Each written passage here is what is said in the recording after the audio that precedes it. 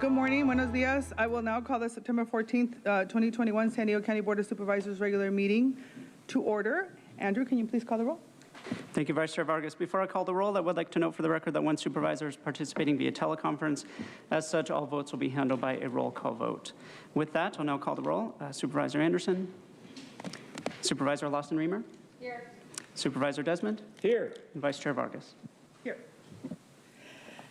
For the benefit of the public, as we shared, due to the gubernatorial election today, we will be recessing today's meeting at 1 o'clock. Civic engagement and participation are key to the democratic process, and we want to make sure that everyone in the public has the opportunity to go out and vote in this very critical election.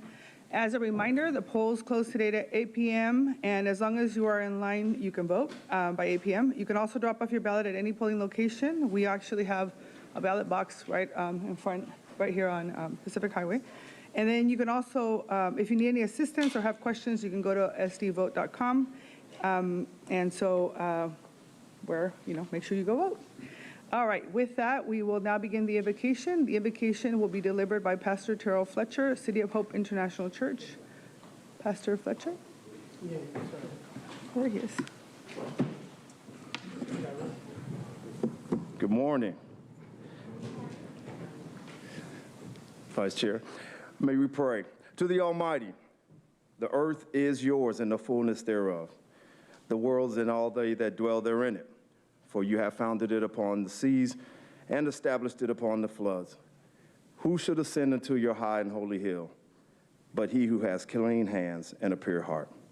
Father, may your grace be on us this day to serve our communities. Will you set your holy hand upon us and upon this august body of legislators to lead in righteousness? Will you breathe your holy breath upon us, your citizenry, to keep our city vibrant and great? Will you allow your holy conviction to burn in our hearts, that we may consider our poor and downtrodden, our sick and less fortunate? May hope be our city's portion and prosperity our city's lot, as we give grace and gratitude for health and community. Dear Lord, cover our families, send justice, protect our troops and our law enforcement, and above all, may you teach us to prefer one another above ourselves, to which you said we can hang the whole of the holy law. And may your grace be with our brother, Superintendent Fletcher, and his family in their time of personal need.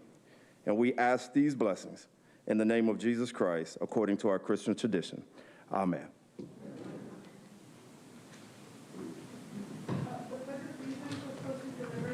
By Mrs. Reagan Duncan's class from Vista Unified. I know they had challenges with the Zoom, so I just want to personally thank them for trying. But now please join me in the Pledge of Allegiance. I pledge allegiance to the flag of the United States of America and to the republic for which it stands, one nation, under God, indivisible, with liberty and justice for all. Thank you. We will make sure to have them back next time. Now, I am now going to proceed with the proclamations, and the first proclamation I'm presenting on behalf of Chair Fletcher and myself, so give me a second.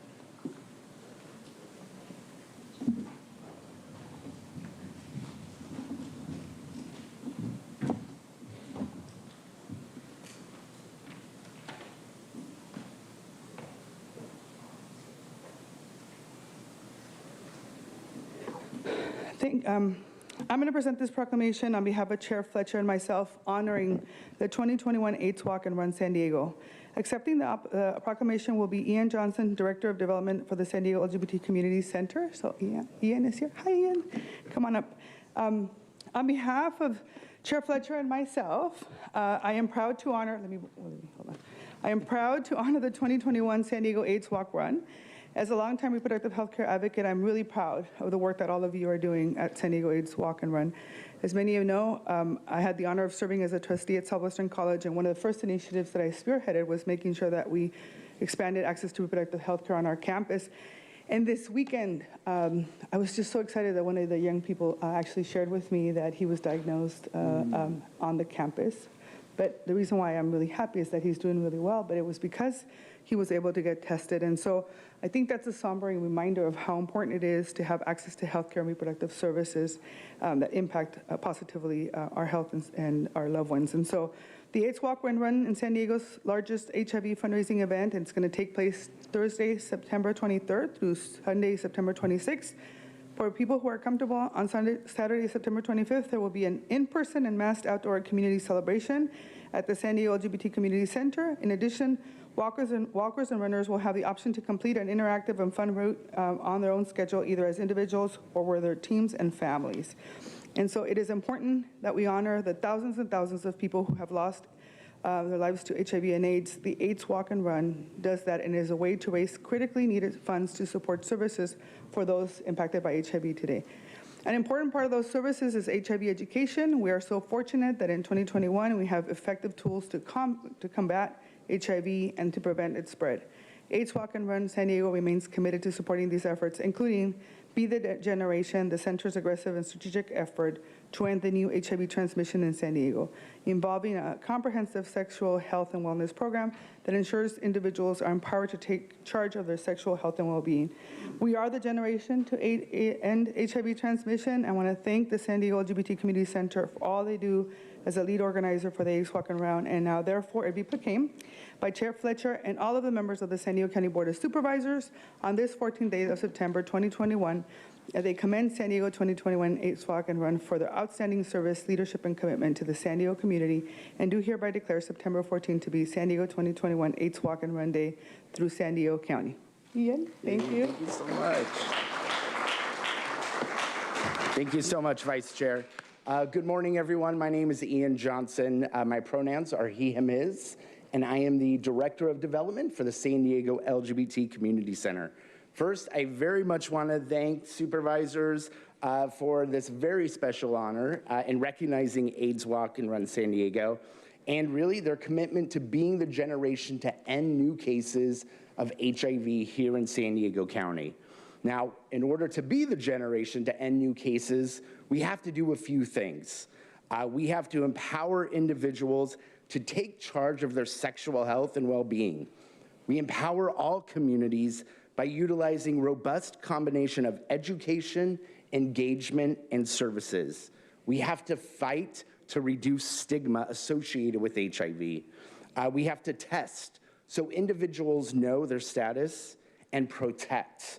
Protect by providing information to make informed choices on how to remain HIV negative and STI free. And importantly, to treat, providing resources and care should they be diagnosed with HIV or STIs. Today in San Diego County, there are more than 18,000 individuals living with HIV. Now, with the COVID-19 pandemic, they are survivors of 2 pandemics. I am one of those survivors. I was diagnosed with HIV at the age of 25, and it has now been going on 23 years of living with HIV. It is not, it's not easy for folks. I think one of the biggest challenges we face as a community is not living with HIV, it is the stigma that is associated with HIV. That is one of the hardest things. It is what prevents people from getting tested. It is what prevents people from getting treatment. And it now is it prevents people from seeking things like PrEP and PEP. What you may not know, I'm going to use this opportunity to share with you, there's something called being undetectable. This means that those of us living with HIV take 1 pill a day and we become undetectable where we cannot pass the virus to our partners. It's amazing. So I thank you all so much. It's why AIDS Walk and Run San Diego is so important as the largest non-governmental HIV fundraising event. Join us. This year we have 11 funding recipients of different organizations throughout the county, and I hope if you are comfortable, you will join us on September 25th at the center for an in-person opening ceremonies. And I really want to thank some folks who are here with me today. Donald Franklin, who is site manager at UCSD, HNRP, Brent Morton from the Planning Council, our top fundraiser for this year, so far, I'm coming up very quickly, is Alan Acevedo, and then our center board member, Ben Mendoza, and some of our fantastic, dedicated staff members of the center. Thank you all so much. Thank you, True, for this honor. Thank you. Oh, sure. Oh. Yeah, I'm gonna keep it. Oh, I'm so sorry. Come on in.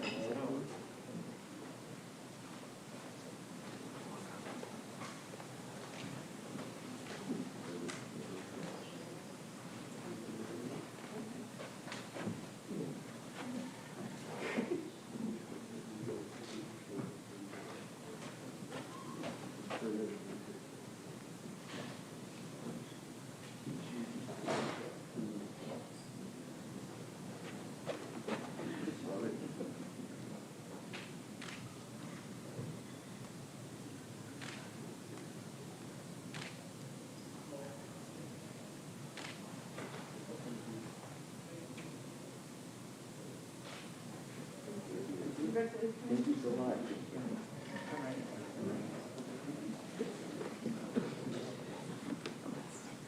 I'm going to ask my colleague Supervisor Lawson Reamer to join me for our next proclamation.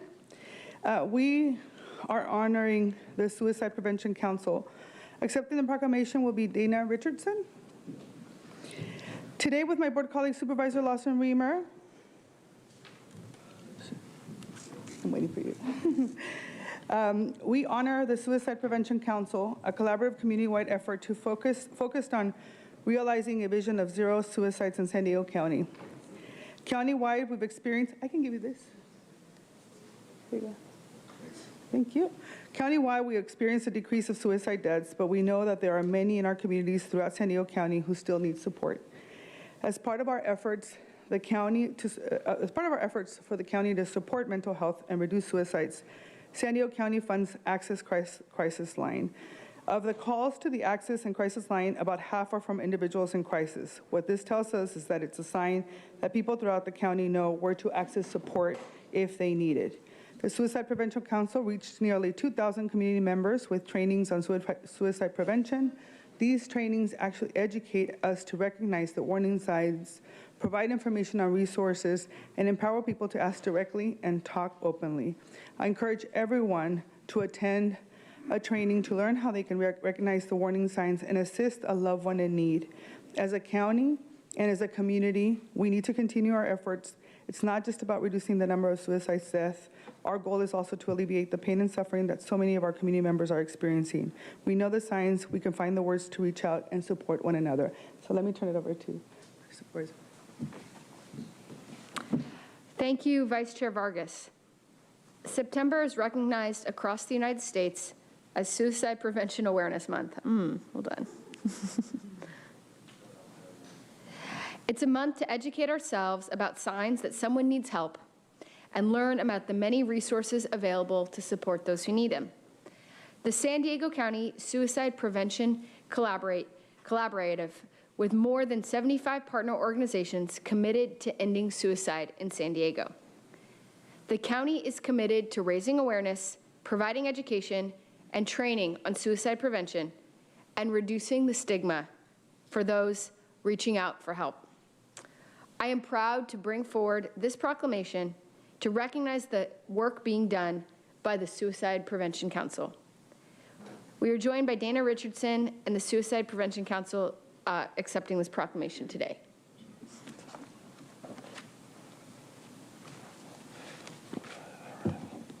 Good morning, Honorable Vice Chair, members of the Board of Supervisors, County Administration and staff, San Diego County community members. My name is Dana Richardson, President and CEO, Community Health Improvement Partners, CHIP, 25-year public health focused organization. Our organization works to advance long-term solutions to priority health needs through collaboration, advocacy, and community engagement.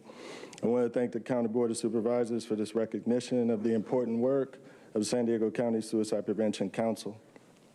Since 2012, CHIP has served as the programmatic lead and fiscal agent to the San Diego County Suicide Prevention Council, but many people don't know that Community Health Improvement Partners and their work in suicide prevention, majority unfunded, dates back all the way to 1999.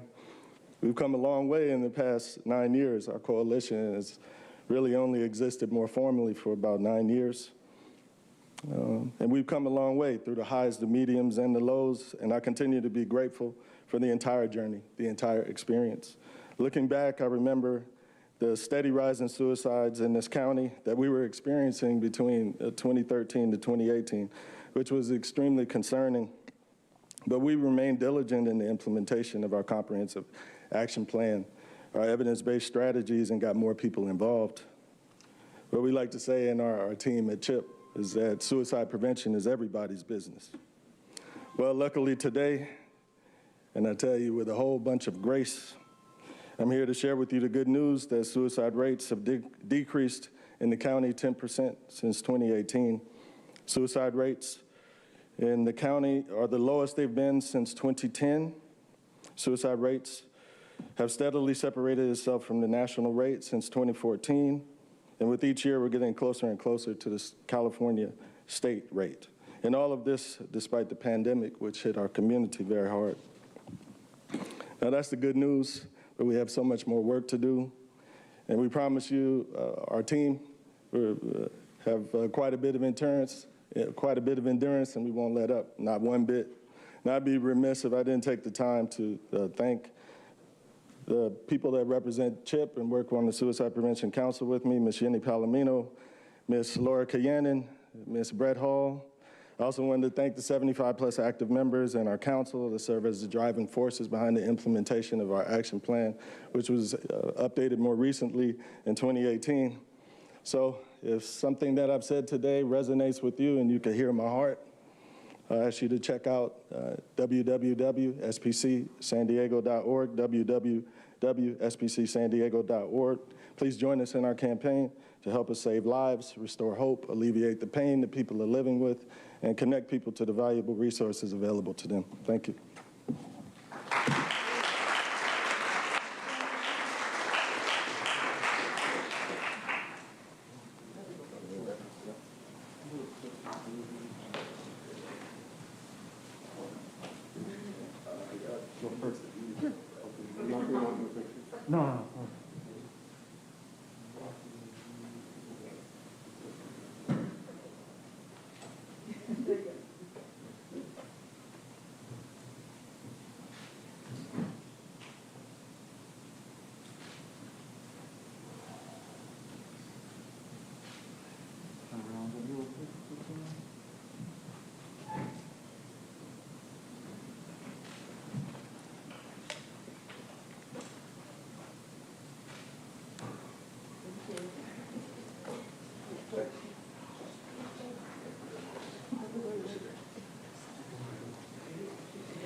All right, I am going to ask Supervisor Lawson-Remer to go ahead and present the final proclamation.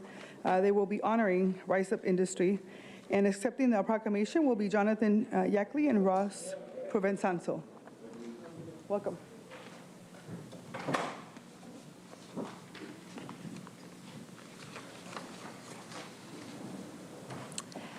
It is my honor to recognize Rise Up Industries alongside Supervisor Joel Anderson.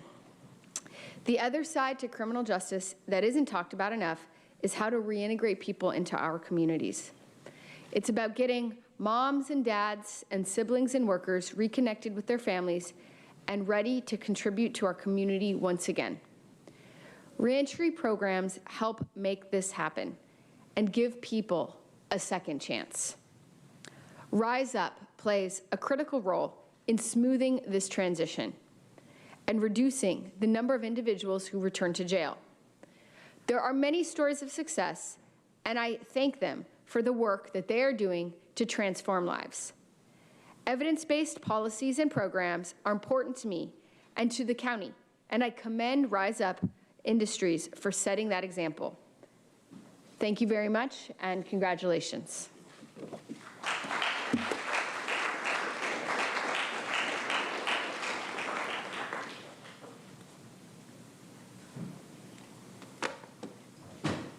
My name is Jonathan. I'm the Deputy Executive Director of Rise Up Industries. I'm here with Ross, our board chair. On behalf of Rise Up Industries, we want to thank the Board of Supervisors for having us, and specifically, Supervisor Anderson, who's not with us today, and Supervisor Tara Lawson for co-authoring this proclamation. This proclamation means a lot to us. It demonstrates the Board of Supervisors' concern for the individuals that are caught up in the intergenerational cycle of incarceration and gang involvement, as well as the larger systemic issue we're facing on a national, state, and county level as it relates to mass incarceration. And there's a number of issues that lead to mass incarceration, but there's one that stands head and shoulders above all the others, and that is recidivism. 2 out of every 3 individuals released from incarceration are going to be arrested again within 3 years of release. 4 out of every 5 within 6 years of release. How are we ever going to deal with this epidemic of mass incarceration if the people who have decided to turn their lives around and leave cannot stay out? And that's what we as an organization and a nonprofit are aiming to do. We are aiming to help those who have not need help, but those who truly want help to turn their lives around. We do it through an 18-month full-time program that's modeled after Homeboy Industries in Los Angeles, which is the world's most successful gang intervention and reentry program. And central to this program are 2 key elements. There's a healing component where we deal with the counseling, therapy for PTSD, the issues that might have led individuals to go down this life in the first place, as well as the career, because as it's been said many times, nothing stops a bullet like a job.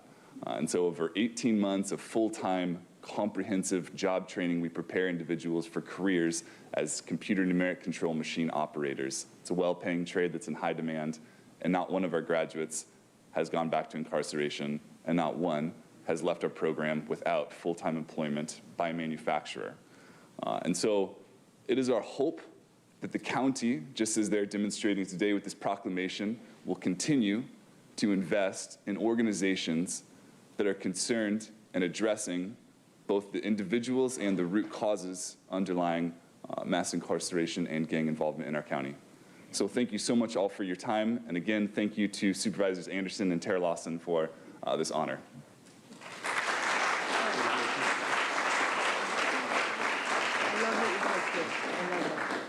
Thanks so much.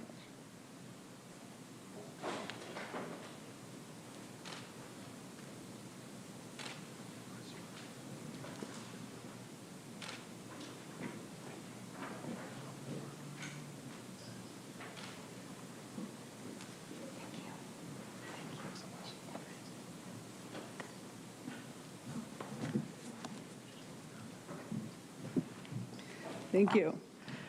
Next on the agenda is non-agenda public communication. This is an opportunity for the public to address the board on subject matters within the board's jurisdiction, but not on item on today's agenda. The only action that the board may take is a referral to the Chief Administrative Officer. Reminder, according to Rule 4A, members of the public that are non-English speaking and need interpretation assistance will get twice the allotted time for their comments, which is 4 minutes. To better facilitate the meeting, we will have 5 speakers in person and 5 speakers via phone, and the rest of the non-agenda public communication will be heard either at the close of today's meeting or tomorrow morning when we resume the meeting. Thank you.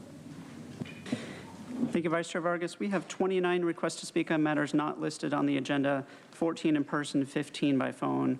For those that requested to speak via phone, we have more than 5 that have called in at this time, and as the Vice Chair indicated, we'll hear from 5 in person and 5 by phone at this time. Begin with the in-person speakers. I'll be calling you the first 5 individuals. As your name is called, please come forward in any order and stand against the east wall under the murals until it is your turn to speak. I'd like to invite forward Louis Uridel, Andrew Prakesh, Mike Borrello, Michael Brocato, and Robert Cotton. You'll have 2 minutes to address the board, and I'll ask you to please state your name for the audio record.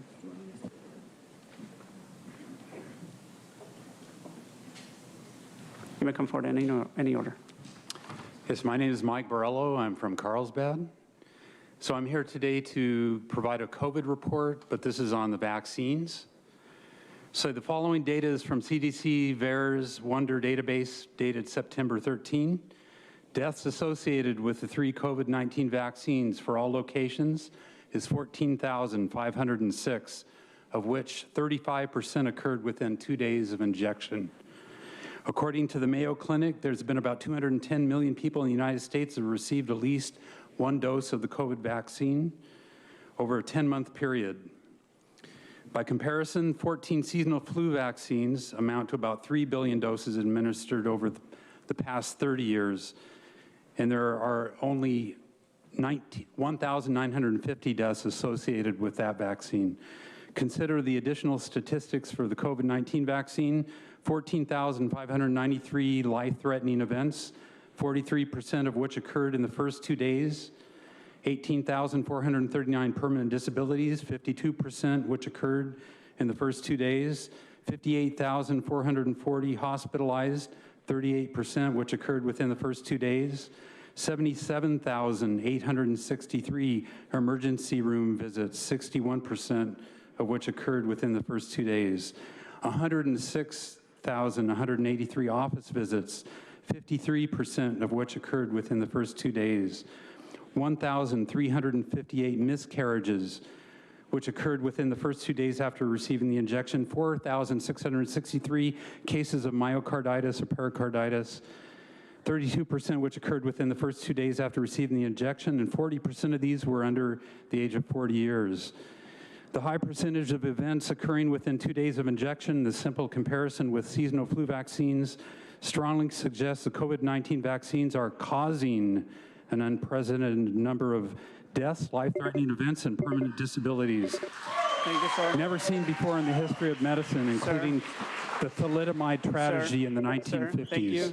Your time is up. Thank you. Next speaker, please.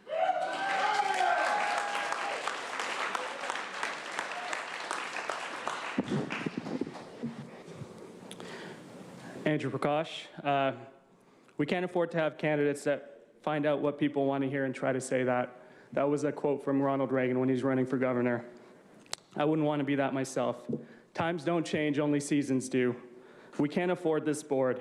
There's nothing new here. Your oppression of the people will not stand. There was a time here when we led based on our belief system. Foundationally, since inception in this country, it has always been biblically based. Our whole justice system revolves around it. One nation under God, in God we trust. Fools have tried to silence him, but it won't stand. So you can only blame a virus for so long before the people wake up and realize, hang on, who are these people making these laws again? And why do they look so sick themselves? Where are they getting their information from? Wait, the same people selling the products are the same ones we were forced to buy from? What is their true agenda? If God hasn't taken away free will from mankind, there's no way mankind is going to win in taking it away from themselves. The blood on your hands is so thick that it just seems normal to you. You're leading the people astray, and we as the people need to make sure you are stopped. As Governor Ronald Reagan said, turn the deficit into a state surplus. The something unfathomable to you guys is, that's why, Terry, you got defensive when asked about $5 million a couple weeks ago. You're clearly misallocating funds, and we are paying for it. As of 2020, the state deficit is $143 billion. Which to me is astounding considering we have the highest tax rates across the board in this state. The answer only boils down to failed leadership. Shutting down businesses and giving free checks to able-bodied young folks is your formula, and it's beyond incompetent. We will see prosperity here again once we put a stop to your garbage policies and your evil agenda. Vargas, I've been paying more attention to you and your tweets that people are mean. We are the disease. Let me ask you, what's more mean? Speaking the truth, or Thank you, sir. Time is up. Thank oppressing you. your Next people? Speaker, please.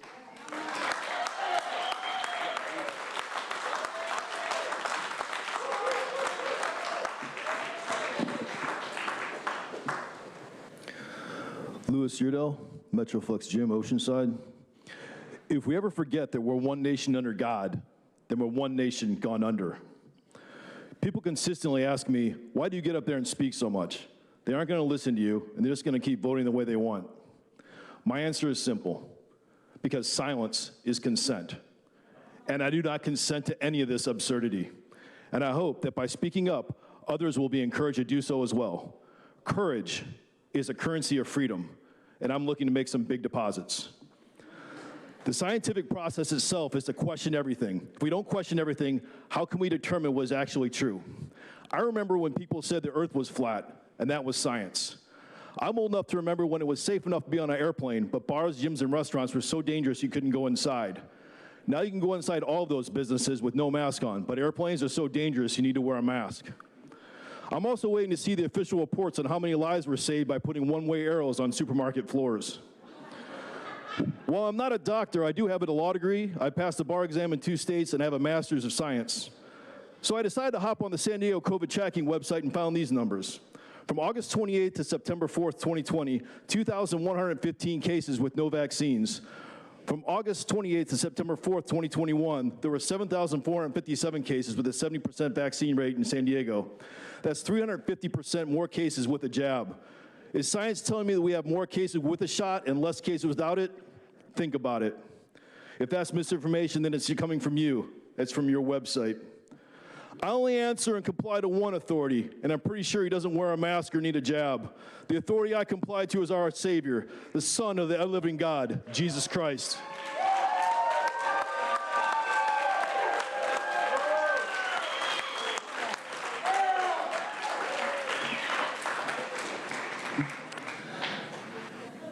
My name is Michael. This is not directed to this board, as it has demonstrated through action that it is deaf, dumb, and blind to the California and U.S. constitutions. This is for the blessed truth speakers. Leave me alone. Leave me alone. Leave me alone. 3 simple words that evildoers cannot hear. That includes this board and its fake public health advisories, as well as the evil corporatized bureaucratic bigwig execs and deluded hospital administrators. These were the very ones who directly threatened the communities of San Diego on August 31st in Nathan Fletcher's outrageous propaganda showcase for Agenda 19. Their message: you have no freedom until you do XYZ. You have no freedom until you do XYZ. A chief information officer literally threatened the people of San Diego, being among 18 others Fletcher presented to make his own indirect threats. Here's an advisory, a guideline. They don't own us. They don't own this building. They don't own this land. They don't own our bodies and souls. Their fake claim to authority is null and void, as they have clearly stepped away from God, from natural law, and lastly, the California and U.S. constitutions. This, though, is for you. Be advised, no one is listening to you, and that number is growing exponentially. And more are reclaiming their body autonomy, sovereignty, God-given authority, God-given rights, and very own soul. Good day.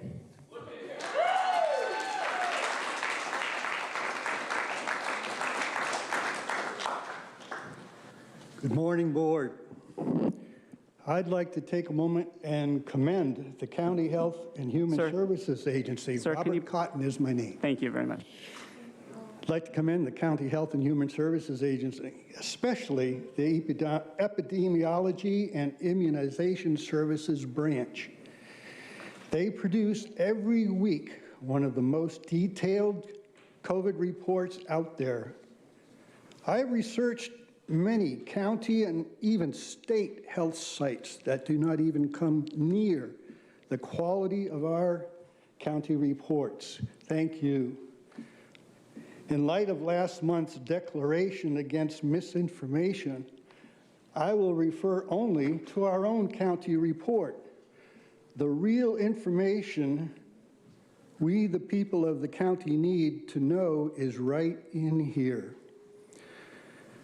The mandated vaccine that was the beacon of hope not very long ago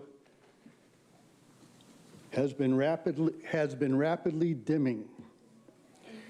I cite cases by vaccination status among San Diego County residents, 2 weekly reports.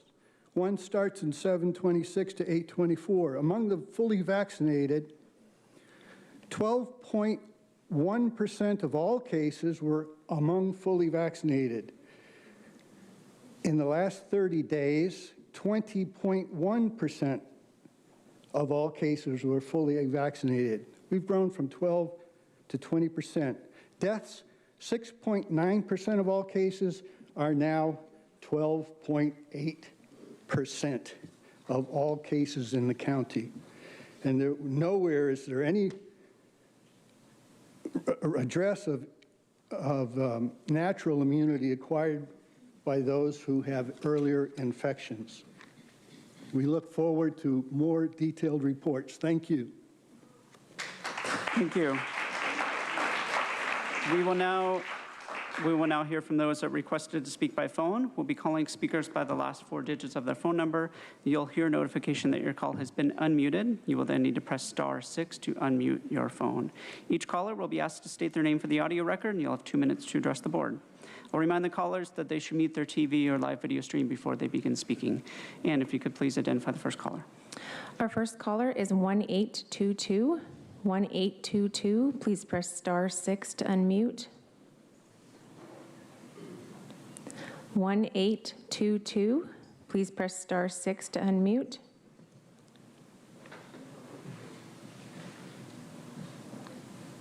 (1822), I can see you've unmuted, but we can't hear you. You may need to unmute your phone.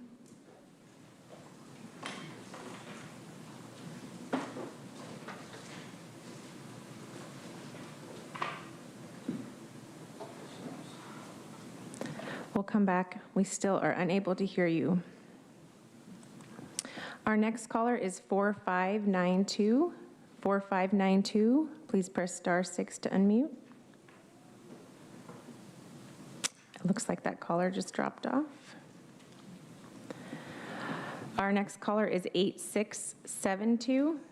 8672, please press *6 to unmute.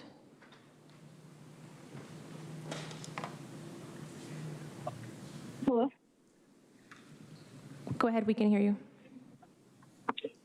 Hello, my name is Amber Long, and I'm calling to demand you guys look into vaccine adverse effects.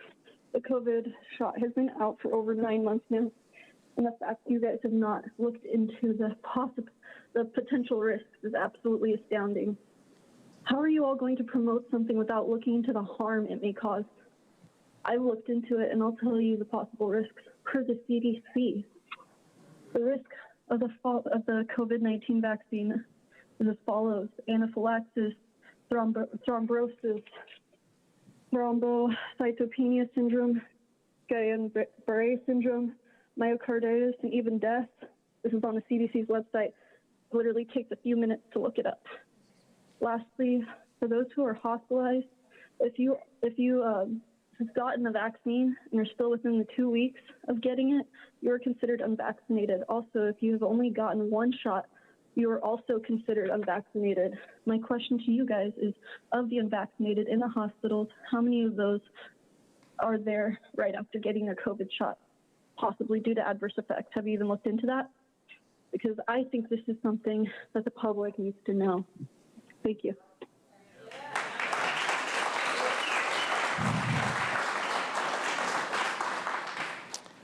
Recalling 4592. 4592, please press *6 to unmute. Thank you. Good morning, Board. Your proclamation to commit to preventing HIV and protecting the sexual health and well-being of all those at risk of HIV is laudable. Can you please state your name for the audio record? Oh, sorry, Kathleen Lippett. Thank you very much. The recognition of the importance of empowering those at risk to make informed choices and take responsibility for their health is excellent advice. It's also generalizable to all the rest of us. San Diegans in recovery will celebrate their sobriety this Saturday, September 18. The high rate of recidivism for those attempting to achieve sustained recovery is testament to its challenges. Addicts are taught by their mentors that the environments that they choose to live should support their recovery. Avoid places that can trigger old habits, causing relapse.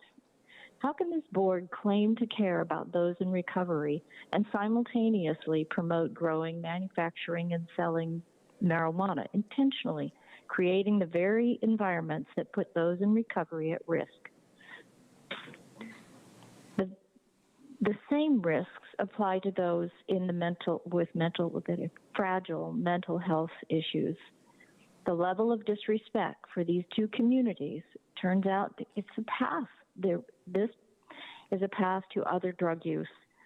And I don't understand why your policies conflict with one another. Thank you. Thank you. Our next speaker is 7234. 7234. Please press *6 to unmute. Good morning. Can you hear me? Yes.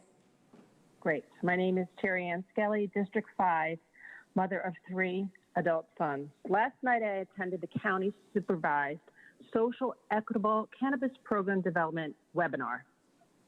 I shared my concerns and the concerns of the planning group members who objected to marijuana storefronts and other businesses in the unincorporated areas, especially in the name of social equity. Marijuana businesses will just further the social inequities and injustices we already endure, like water scarcity, dangerous roads in need of repair, winding roads also compromised by the absence of viable emergency exit strategies, high-risk fire areas, slow law enforcement responses, and being the default location for prison releases of criminals that are deemed predators. Sometimes it's been suggested that the increase in permitting of marijuana businesses would eliminate the rampant black market. This is a ridiculous pot industry assertion that is absolutely not supported by the data. After all, 77% of California cities and counties do not permit recreational marijuana businesses at all because they know it is not what their communities are looking for. Give us more markets, health services, dining opportunities, not more pot. Thank you. Thank you.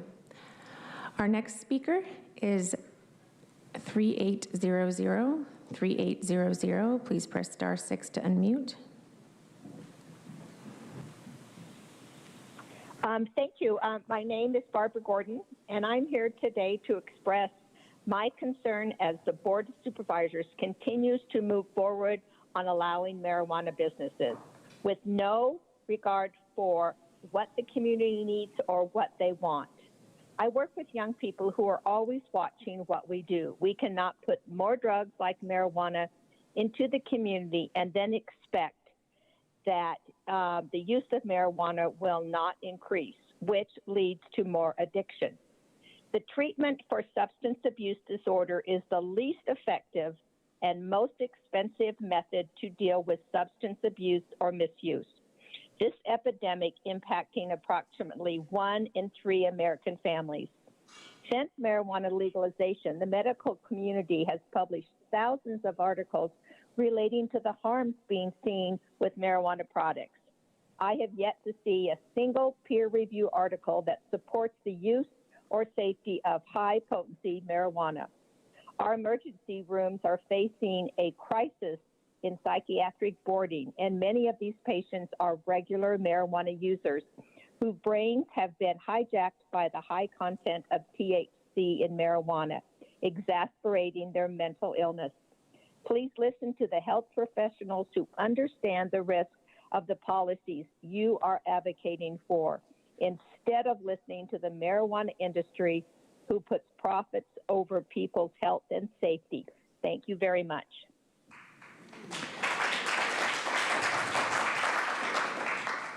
Recalling 1822. 1822. Please press *6 to unmute.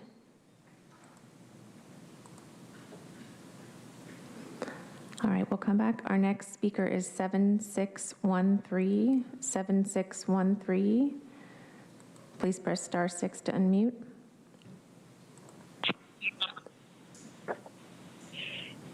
Good morning, County Supervisors. My name is Becky Ratz. I'm a mother and a public health educator, here to share with you some very important information published out of the Journal of Adolescent Health this past month. Policymakers should heed lessons learned from tobacco efforts when legalizing marijuana in order to protect youth. With marijuana legalization spreading throughout the country, we must look to prior experiences, acknowledging that unfettered access to an addictive substance that appeals to young people will end up causing harm. They argue that restricting youth exposure and access to marijuana must be deliberate and an essential element of any legalization law, not an afterthought. Some recommendations include banning the marketing of marijuana products that target young people, including colorful packaging, child-oriented product names, enticing flavors, and edibles that resemble candy, soda, and other treats commonly consumed by young people. Another suggestion would be to prohibit advertising, promotion, and sale of marijuana near locations frequented by young people and on entertainment, print, and social media outlets that can be seen by youth. When I ask my youth regarding their perception of marijuana, they answer without hesitation that it's safe and that our government wouldn't legalize something for recreational use without it being so. Please take these suggestions and consider protecting our youth from harms of commercialization of marijuana, just as you have taken a stand on protecting them from the harms of tobacco use. Thank you. Thank you. Vice Chair Vargas, that concludes the 5 in-person speakers and the 5 speakers by phone. All the remaining speakers that requested to speak under non-agenda public communication will be heard at the conclusion of the board's meeting today. Thank you. Next on our agenda is the approval of the minutes, statements of proceedings for the regular board meeting on August 31st, 2021. Is there a motion? There's a motion and a second. Please call the vote. Oh, we can actually vote on. Yeah. Please vote. Vice Chair Vargas, that motion passes unanimously with all supervisors who are present voting aye. Thank you. We will now proceed with the formation of our consent agenda. Clerk, are there items that the public wishes to be pulled for discussion? Thank you, Vice Chair Vargas. Item 1 has been pulled by the public. Item 2 has been pulled by the public. Item 3 has been pulled by the public. Item 4 has been pulled by the public. All the remaining items on the Board of Supervisors agenda have been pulled by one individual. This individual has pulled all 7 items and is the only speaker for those items. If the board desires, we could call up that speaker and give her 2 minutes per item to speak as part of the consent calendar. Okay, that's fine. Okay. I'd like to invite forward Audra Morgan.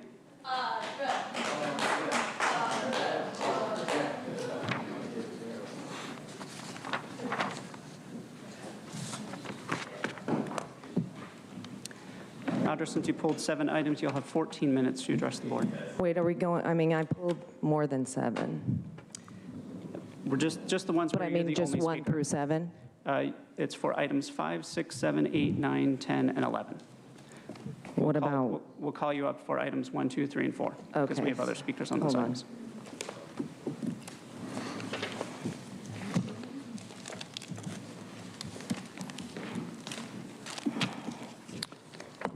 Crap. You guys are trying to throw me off, aren't you? I see that. I see what you're doing. It's okay. How much time do I got? 14 minutes? Are you kidding? Oh my gosh. Oh my gosh. Okay. I'm just going to use this time very wisely because, I mean, basically what you guys have been doing is, violating every one of our civil rights. And I don't even feel like I want to talk about these items. I want to talk about what your guys' duty is and what you're not doing. And even the sheriff over here, you guys are supposed to be protecting our rights, and you're not. You're actually on the wrong side of things. And we need you guys because of what's happening. Just a reminder to make sure that you're staying on topic, please. I am. Thank you. It's on topic. We're good. And I mean, our civil rights should be a topic that gets addressed at every point. I mean, everything that you guys are doing in this county goes against our civil rights. So these are rights that were granted to us by God that you cannot usurp. And every day we're facing being, threatened by our own officials. That's tyranny. You know what I'm saying? And like when that happens, the people can stand up against it and abolish the government when they go against the people. And at this point, it's like, I feel like I should be talking to the people. Because you know what? It's about time that all of us stand up and assert our rights. It's enough of this, because what they're doing is crimes against humanity. It's treason. They should all be hung. I mean, and that is going to come. But what needs to happen, because they're not going to do anything. All of us here need to be the ones to do something and stand up against this. It's time that we take our nation back, our county back, and stop being afraid because we're sitting in a prison cell with the door open. And it's just time to walk out. It's time to stop playing this game. I mean, they have masks on all the time, and they know they don't work. They know these vaccines are killing people, and they don't care. They don't care. So it's time for each and every one of us to stand up and get rid of this COVID pandemic. They're not going to stop the emergency, but it's up to us to end this. This will end when we put an end to it. Understand that. Understand that we have the power to do that. Don't. Just a reminder, please stay on topic. It's a reminder, please stay on topic. Go ahead. Please stay on topic. Are you gonna? No. All right. I am, if this is the topic. There's a whole lot of topics in here. Thank you. Look at that. But it's time, people, for real. Like, at what point do we say we're done playing this game? At what point do we say we're born free? We're born free. And we put ourselves in these chains that we could take off, that they want to keep us in every day. And it's time that we stop playing their game and say, I'm done. Because when we do that, COVID will end, and we can go back to life, and we can have all the things that we enjoyed. There won't be children killing themselves. You won't even address that. Or the fact that people have to drink because they're so fed up with all of these shenanigans that are going on. It's time for us to just stand on the freedom that we were given and have courage to do it, because we can, and it's up to us to do it, because they're not going to. None of them are going to do that for us. So it's time that we go around and we spread this out and spread freedom as far and wide as possible, because they're going to come and they're going to try and tell us what to do. And it's time to say, no, I'm not playing that. I'm not going to do that, because basically what they're saying, I mean, we might as well peddle heroin and say that it's good, because these vaccines aren't, but they want to say they are, and they want people to just go take them and basically jump off a cliff because they don't know what's really going to happen. But we do. We know. And don't let them tell us this is misinformation, because it isn't. They won't even do their own research. They have a doctor that doesn't know diddly squat. She wants kids to be put in masks while they are playing sports, and she's a sports doctor. At what point is she going to address the fact that we've asked for an isolation of COVID, and it doesn't freaking exist? Ms. Morgan, Yes. Which item are you speaking on now for the record? I am speaking on number 2. Oh, I'm sorry, not number 2. We called you up, right. Ms. Morgan, we called you up for items 5, Yes, 6, 5, 6, okay. 7, Yeah. 8, 9, Right, okay, yeah. 7, 8, Okay. 9, 10, and 11. Well, I don't know. I know we talk about equity and equality, and it's like, is that really happening? No, I don't think so. Because isn't equality that everybody gets treated the same? And then equity is like justice and fairness. Have we ever seen that? But how many times do they address that in the agenda? All the time. But they exclude the unvaccinated, or the people that want to choose whether or not to put a bioweapon in their body. It's not even a vaccine. You can't even call it that. They're not even telling people that people who are vaccinated have 251 times the viral load in them. They're the super spreaders, not the unvaccinated. And that's the truth. And they know these masks don't work, yet they play these games of taking them on and putting them off. And like, oh, I'm going to take a bite, and then I'm going to, I mean, you're touching your mask, you're probably taking it to the bathroom, and it's filled with just disease. And so, but they want us to play this game. It's time for us to say, no, you know what? We're going to decide what game we're playing. And it isn't yours. And as soon as we stand up, that's when it ends. So I urge every one of you to stand on your God-given freedom, and don't let them make you fearful. Don't let them say that we're a threat to the public, that we're the ones doing this. It's all the rest of them.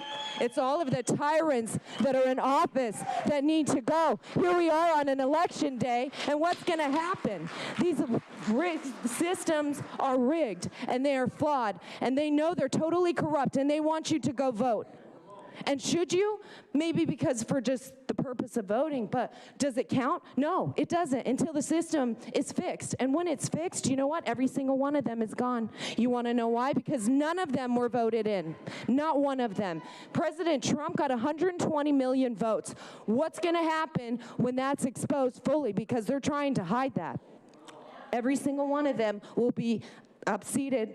And who's going to be in there? We need to put people in there that will make a difference and listen to the people. They don't listen to the people. Why should I listen? Ms. Morgan? Ms. Morgan, can you please identify which item you're speaking on? Absolutely. I'm going with number 10. And so what we need to do is quit letting them tell us what to do. Right? I mean, at what point do they, they need to be on this side. They need to be the ones begging and pleading for their lives, the lives of their children and their families, and saying, please help us, please. And what are we going to do? Probably the right thing. Right? Because we don't want to emulate that. Because their children should be ashamed as soon as they grow up and say, wow, my parents did that to all those people. They are killing people, and they don't even care. They're shutting people down. People will come, fill the rooms, and they don't even care about it. People will come from their own town and say, I don't want that solar system in my town. Do they care? No, they don't, because they're going to throw money at them. You want $4 or $5 million? That's all they care about is their money and how much money they get. They don't care about doing the right thing. All they want to say is, well, I want money for my district. Right, Jim? That's right. And instead of doing the right thing, they would rather collect money, which is our own money, that they want to decide what they do with. They take all this COVID money. It's like billions of dollars they spend in this county. Do we have a say in that? Hell no. They're just doing whatever they want. They keep us in an emergency so they can continue to get funds. Do you understand that? Like, that's the only reason that we're still in an emergency, that we're still using a PCR test that has been recalled, because they get money for it. That is blood money. You should be ashamed of yourselves. Because it's disgusting, the fact that they think they can do this to the people and go unpunished. Believe me, not only will your punishment be here on earth, but God, the Almighty, will punish you far greater than any of us can do. And that is the truth. And so all of us need to turn to God and need to ask Him for a renewal and a cleansing of this land. And the only way that's going to happen is if we stand up against this and quit doing what they're doing and playing this game. Walk out of that prison cell and into the light and say, we're done with this darkness. The evilness must go. Rebuke them, because Satan has no hold over this county, over the world. He doesn't. We do, and God does. And it's time. It's time to stand up. It's time. Are you guys ready? Right? Like, if we were ready, we would arrest them right now. If you were, you would do that, because you would do the right thing, because God would weigh heavy on your heart, and you would say, you know what? I'm not going to allow them to do this to the people anymore. It's the right thing to do, because these people are criminals. And take control and act like they know what's going on, and they don't. They're killing people. Ms. Morgan? And we want to ignore that. Ms. Morgan, can you please identify which item you're speaking on? Absolutely. Thank you. I'm on number 8. Thank you. So, right, it's like, is it not time? I mean, I got 3-4 minutes left. Do you guys want me to keep going, or should I? Because, yes, yeah, I may not even have it with me, but yeah, like, the conspiracy against our rights. I mean, all of you guys are conspiring to go against our civil rights. You have a duty, all of you actually taking an oath to support those and defend the Constitution, and you do. Like, we need you, because what's happening is they're going to come after the people like they already are. I mean, they have FEMA camps. They're rezoning for FEMA. Why do you think they're doing that? Why do you think they're sending money from FEMA and from fire and FEMA and all these entities? Why do you think they have all of these mobile medical units? They want us to get used to it, because they want us to go, oh, that's normal, and not be afraid when they show up at your door to vaccinate you. At what point? I mean, they talk about my body, my choice. I mean, shit. When does that actually make, like, hello? We can't even decide. I mean, you might as well be telling people to all get abortions. I mean, that everyone just needs to do it. Or say, you know what, you can either get hit by a car or bus, but I'm giving you the choice, right? I mean, that's the choice that we have. We don't actually have the freedom to choose what we want to do in our own body, what we want to put on our own body, what our children are able to put in their bodies. Like, you're killing children. At what point does that matter? How many of you have children? You know, and you probably were like, I'm not going to get them a vaccine because I know what happens. Because you know what? They actually are working just right. They're spreading just like they want. They're killing people just like they want. So when they say they work and they're effective, they're right. Because that's what they're supposed to do. But that's not what vaccines are for. They're supposed to create immunity. Is that what they're doing?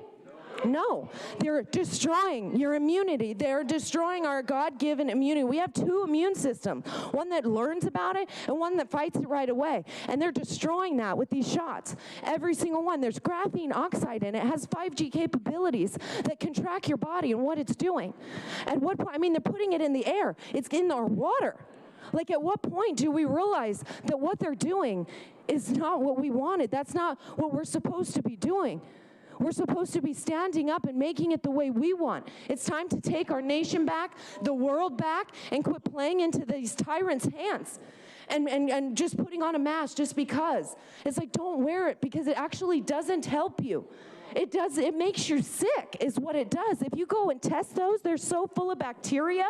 Our buttholes are cleaner than our mouths. Okay, let me tell you.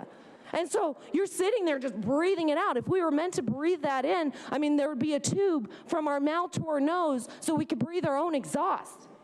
But that's not what's going on. I have a minute and 12 seconds left.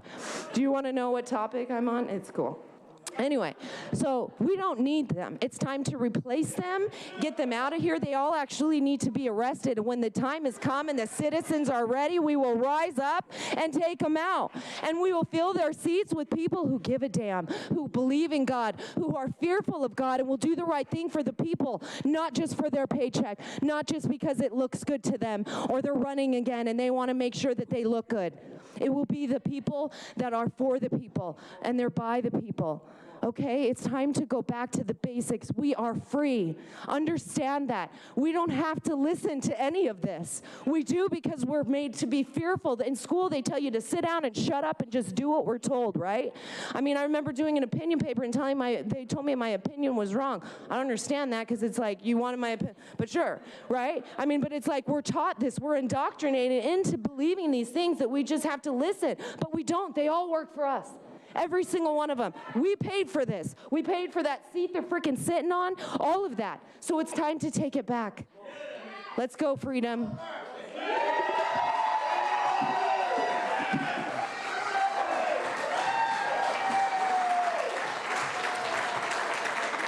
Thank you, Vice. Thank you, Vice Chair Vargas. For the record, items 1, 2, 3, and 4 have been pulled by the public. For item 11, excuse me, pursuant to, pursuant to Government Code Section 54953, prior to taking final action, the legislative body shall orally report a summary of a recommendation for final action on the salaries, salary schedules, or compensation paid in the form of fringe benefits of a local agency executive.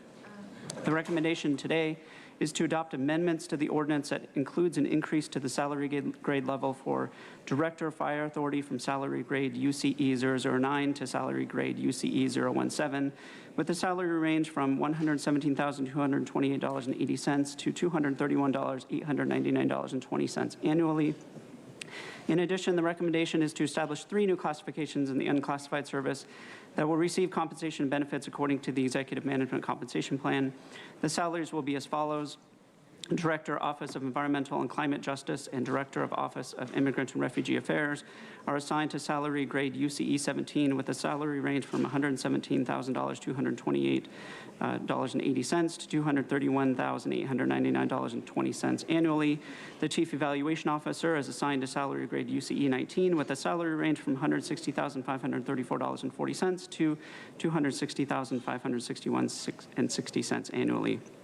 Finally, the recommendation is to amend Section 496 of the Administrative Code to provide a $600 automobile allowance for the Chief Evaluation Officer. With that report, this item may remain on consent, and item 14 are closed session matters that will be considered at the conclusion of the board's public session. Thank you, Mr. Clerk. We will now proceed with the formation of the consent calendar, and we have items 1, 2, excluding items 1, 2, 3, and 4. Any of my colleagues who like to pull anything? Nope. All right. With that, is there a motion to support the consent calendar? I'm confused. Is there a second? Yes. All right. With that, please vote. Vice Chair Vargas, that motion passes with all supervisors who are present voting aye. All right. The next item we will be taking up is item number 3. We're going to take them out of 3 and then 4, 2, and 1. And so the first item is item number 3, declaring San Diego County a champion for reproductive freedom. I'm really proud, to be able to advance this initiative today. For over 25 years, I've been fighting to remove barriers in healthcare and education. I'm outraged that here we are in 2021, and politicians are still making decisions on women's healthcare. Access to healthcare is and always has been my top priority, and safe legal abortion is healthcare. I am proud to have been one of the founders of the California Latinas for Reproductive Justice. I am proud that as a volunteer, you're welcome to stay in the chambers if you conduct yourself. If you're not, you will be removed. Thank you very much. I am proud that as a volunteer, a patient, an executive, and a proud advocate for Planned Parenthood, I stood alongside fearless advocates for reproductive health, women's rights, and justice. The recent attacks on reproductive freedoms in Texas are alarming, but sadly not new. We are seeing over 600 restrictive laws introduced across the nation by state legislatures, courts, and governors, eager to set us back decades with the stroke of a pen by restricting access to safe and legal abortion care. We know that in this next term, which starts in October, the Supreme Court is set to decide whether Roe v. Wade should be overruled in a case from Mississippi concerning a state law banning most abortions after 15 weeks that has been blocked by the courts. That is why it's important that all San Diegans know that San Diego County is a champion for reproductive freedom. Let's be clear. Let's be clear. Let's be clear. Access to safe, you have a choice. You can stay or you can go. That's it. Let's be clear. Access to safe legal abortion is social justice, it's racial justice, and it's economic justice. Hey, come on. Stop. Access to safe and legal abortion Let her care finish. on lack of thereof has real impacts of our communities, especially on communities of color. That is why I will continue to fight diligently to protect and expand the rights of and access to reproductive and sexual health for all. We must promote and protect a woman's right to access healthcare services, and we must fund efforts to provide free and accessible health screenings for all women in our county. We must ensure all women have the right to choose and can do so in a welcoming and safe environment. And we fought hard for those rights, and we will keep fighting to protect them. This board letter that I'm introducing today is going to strengthen the County of San Diego's commitment to safe and legal abortion access, and it makes San Diego County the first county government entity in the nation to pass a resolution championing reproductive freedom. Thank you for that. For any person in unplanned pregnancy, the County of San Diego will remain a safe haven for your exercise your reproductive freedom. With that, I would like to make a motion to adopt this resolution declaring the County of San Diego a champion for reproductive freedom. Can I second the motion? Thank you. I have a motion and a second, and now we're going to go ahead. How many speakers do we have? I'd love to say a few words. Yeah. Please. First of all, thank you so much for bringing this forward. You've been a champion on these issues for your entire life, and this is another moment where we really need that kind of leadership. This is a question of whether women have basic rights, especially the right of access to health care. The Texas law emboldens private citizens who wish to harm women and anyone who chooses to help them. There's not even an exemption for cases of incest or rape. I am thankful that I live in California. I greatly appreciate your work and your long-standing leadership in this area. So I am pleased to second this motion and convey to all women in San Diego that we stand together in protecting women's basic rights. Thank you. I will go ahead and now call on Supervisor Fletcher, Chair Fletcher. Thank you. Thank you, Supervisor Vargas. Pleased to join remotely. Appreciate everyone's thoughts and prayers for our family, but thrilled to be able to join remotely to express my support behind the action that you're taking today and what you're doing. I think it is very important. and very grateful for you bringing it forward, and as a board, the opportunity for us to take a definitive stance on the side of women's right to access medical care. And so pleased that you brought this forward and thrilled to be here to support it today. Thank you. Thank you, Chair. Clerk. Thank you, Vice Chair Vargas. There are 84 requests to speak, 3 group presentations in person, 43 individuals in person, and 41 requesting to speak by phone. Also note for the record that we received 193 e-comments, 132 in favor, and 58 in opposition. Any members of the public that requested to speak by phone in this item, please dial into the conference line now using the instructions that were provided to you. We'll begin with the in-person speakers, and we'll begin with the group presentations. As your name is called, please come forward, and I'll ask you to please identify yourself before you begin your group presentation to ensure that all members of your group are present. The first group will be Jasmine Wilson, Lana Cotton, and Robert Cotton.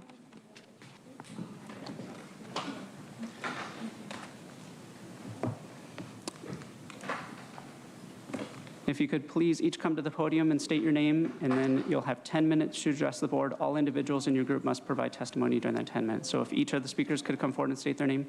Absolutely. Good morning. My name is Jasmine Wilson. Okay. I'm Lana Cotton. And Robert Cotton. Great. Thank you so much. Good morning. I'd like to start off by thanking each of you for your hard work and your selfless service for the benefit of us all. I am honored to be here, so thank you very much for all you do.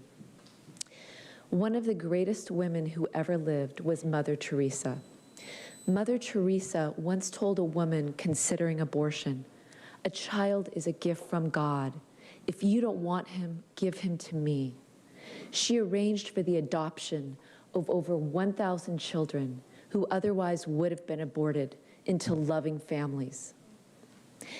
The idea that abortion is a right was made up by human beings. The truth is that abortion is a grievous sin and is never God's will. The Bible is very clear that God is, without question, the creator of life, and that life begins at conception. We don't know what God's plan is for a child's life and what that child's contribution to humanity would be. "Thou shalt not murder" is not only in the Bible, it's one of the 10 commandments. Quite simply, God is pro-life. I urge you to do everything you can to create policy consistent with God's will. Thank you very much, and God bless you.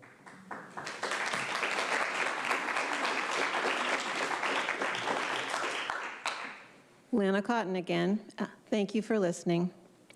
Speaking from the heart today, I didn't really plan to speak on this. Certainly, I'm not a public speaker. Our country was founded on biblical principles. "In God we trust" is even printed on our money. Psalm 139 in God's word says that I am fearfully and wonderfully made.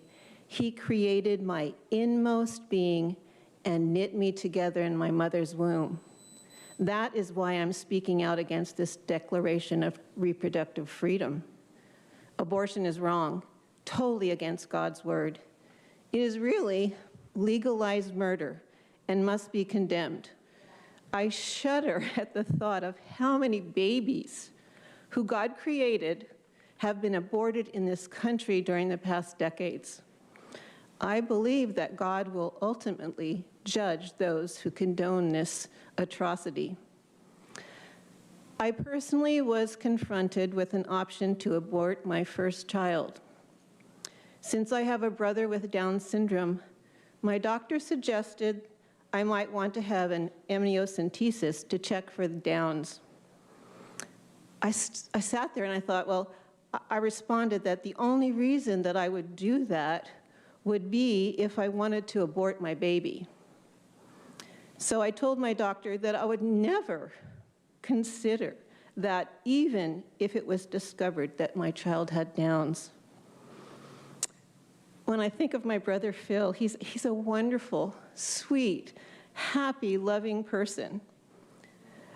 And he's brought much joy to our family, which we would have missed had he been aborted. Who is to say that he should have been aborted? Who is to judge his worth to the world? We must speak up now for the unborn babies who have no voice. Thank you.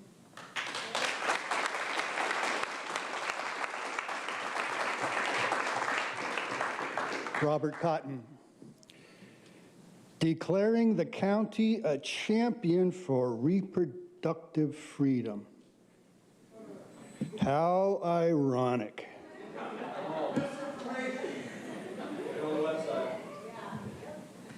Board Person Vargas, you referred to a number of points in your announcement. You highlighted social justice, San Diego being the first, and abortion being a basic right, and you want to champion reproductive freedom as a basic right. Well, last month, we were, San Diego County, and Mr. Fletcher were the first county in the country to declare for and against misinformation, COVID misinformation. In the meantime, other counties in California have signed on or are about to.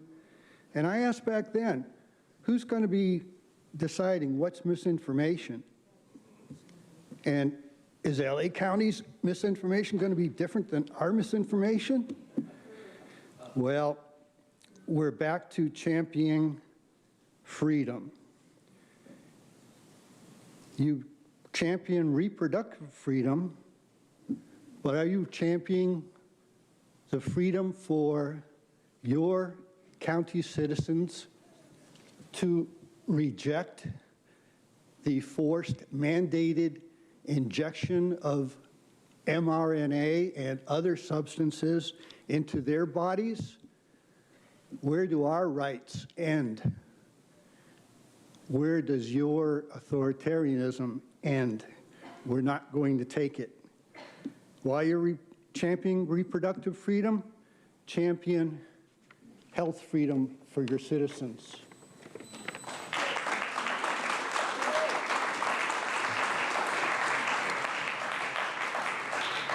Thank you. The next group presentation includes Jocelyn Paris, Gracie Paris, and Cindy Paris. If your name is called, please come forward.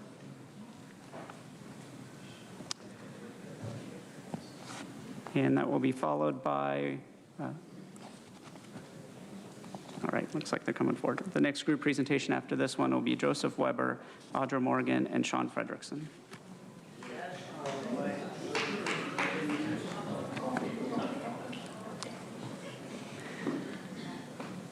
And again, for this group, if you could each come to the podium and state your name briefly, and then we'll begin your time.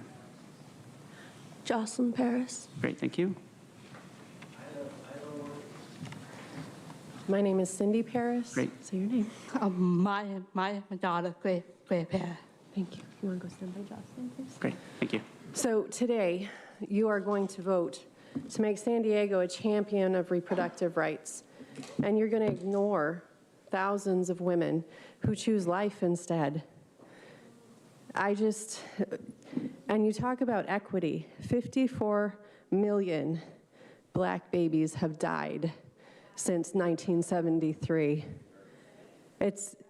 You are killing the minority populations, and you know it. Especially you, Nora, because you worked for Planned Parenthood. Is this a conflict of interest? Do they contribute to your campaign? You too, Tara? This is a conflict of interest. This isn't about the people. This is about an organization who chooses to kill our society. In 1940, there were 145 people for every one person on Social Security. By 1952, it was 16 to 1. Now, it's 3 to 1. That means there's 3 workers for every one person on Social Security. You want to know why Social Security is dying? Because of abortion. You want to know why Medicare is dying? Because of abortion. We are killing our citizenry. You keep this up, we won't be able to support Social Security. It will go bankrupt. Your very pet projects are going to go bankrupt because you are supporting Planned Parenthood, who is a lawless industry. Margaret Sanger was a racist. She loved what Hitler did in Nazi Germany. Her whole goal was to eradicate minority groups. She actually had Mr. Gamble of Procter & Gamble invent the pill and then experiment on Puerto Rican women because they were already sterilizing them in Puerto Rico. It's not okay. You talk about equity. This is not about equity. Why don't you help the women who are pregnant have their babies? Why don't you make the rules for AFDC different so they can actually be married, so they can actually have fathers in their homes, so families can stay together? I was on AFDC. I had 6 children, and I only got $900 a month. Are you kidding? You can't live on that. Make there be real equity, Tara. Make there be real equity, Nora. There's no reason for this. My daughter, my 18-year-old daughter, when I was 6 months pregnant with her, they told me she would probably have Down syndrome. Look at her. She does not. Do you see my other daughter? My daughter, Gracie, is 16 years old. She does have Down syndrome. I had 8 sonograms when I was pregnant with her because she has AVSD canal that had to be repaired. They didn't know she was Down syndrome. And she was born. And my doctor had to go before a review board to answer why she was born. 95% of Down syndrome babies that are diagnosed in the womb are aborted. We are decimating whole populations of minorities, Nora Vargas, because she is a minority. We are decimating populations. It's not okay. You need to vote no. This does not represent minorities or other people. Nora, you are Latino. Latinos love life. They love their children. Why? Why would you do this? Because Planned Parenthood is behind you and they wanted you to do this. Stop working for them. Stop working for them. Stop giving them our tax dollars, because that's all this is. You're going to champion this. You and Tara and Nathan are going to vote for this, and then you're going to be able to funnel more money to Planned Parenthood because literally they're dying. They're dying. There's lower, in the last 15 years, the abortion rate has gone lower every year because this generation, this young generation is a pro-life generation. They actually listen to science, and science says that blob of flesh that you call in the womb is actually a baby, because to my knowledge, there has never been a human being that has borne anything but a baby, a human baby. And it is a baby in the womb, just like it is a baby when it takes its first breath. This is a spirit of death that is coming to our county, and we don't want it. These young people want to be mothers. They want to follow the science, and science says it's a baby. We are killing our country, and we must stop doing it. We must fund programs like pregnancy centers that actually help mothers be good parents, that help mothers and fathers stay together to be good families, that help raise citizens that will actually support Medicare and Social Security. There's absolutely no reason for this. You are not doing what would even help. 35% of all abortions come from just the Black community. 80% of abortion clinics are located in minority neighborhoods. Why? Because you're trying to eradicate them. I don't want to do that. I want to give them life. I want to give them hope. And children do that. In other countries where they have nursing homes and preschools together, those children give those elderly hope that the next generation is going to be good. They love to see the children play. They just sit and watch them play. And you should see their faces, the joy on their faces. Children are a heritage from the Lord. They are a blessing, never a curse. Never. I had 6 children.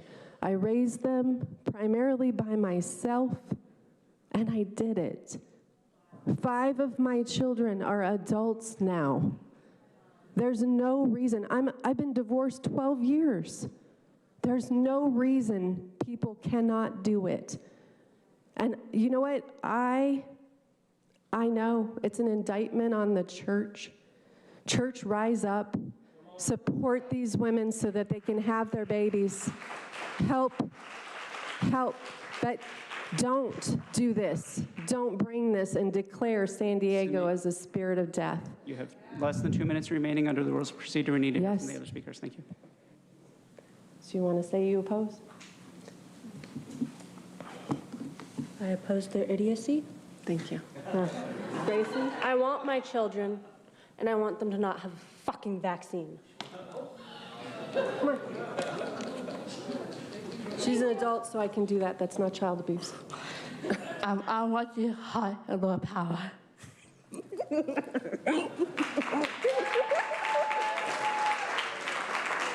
I cannot tell you how many people come up to me that she gives a hug to and she prays for, and they come up to me later and they say, you know what, that was just what I needed because I was really feeling bad today. My child is worth life. It's not okay to bring this to San Diego. This is not a good first. Not at all. I want to get you.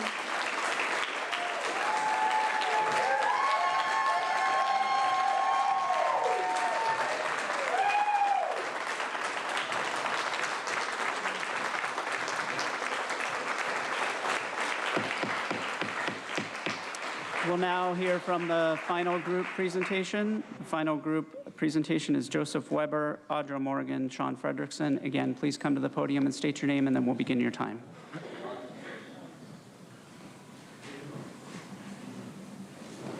Joseph Weber. Thank you.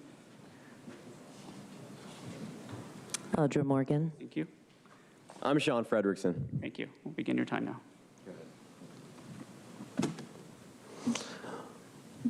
Good morning. I'm Joseph Weber, Board of Supervisors. Don't you love my daughters? That's who just spoke to you. They're my heritage. And see, now I'm getting all emotional because I had to listen to what you're doing to my daughters, and I don't care for it.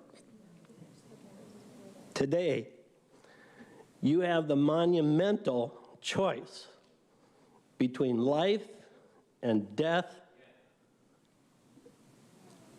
for San Diego County,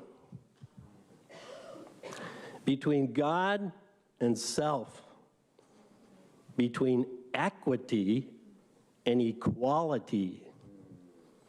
Martin Luther King chose God, life, and equality. Choosing equity chooses division and hatred and death. Choosing equality chooses unity and love and life. In the past, which is Nora Vargas, what you keep pointing back to, we lived under the law of sin and death. But now, through the Christ, we live in the law of the Spirit of life, which is in the Lord Jesus Christ, and has set us free from the law of sin and death, which you guys are proposing to continue. In the beginning, God created man. He created them male and female. There's no more. He gave man dominion over earth and told them to be fruitful and multiply. We now know that through Jesus Christ, if we walk in the Spirit of life, we will produce the fruit of the Spirit. The fruit of the Spirit, do you know what that is? Love, joy, peace. We do that through patience, kindness, goodness, and that comes through our faithfulness, our meekness, and our self-control, against which there is no law. You can practice these things forever, and people will love you for it, Helen. They'll love you for it. Listen to what God is saying to you right now.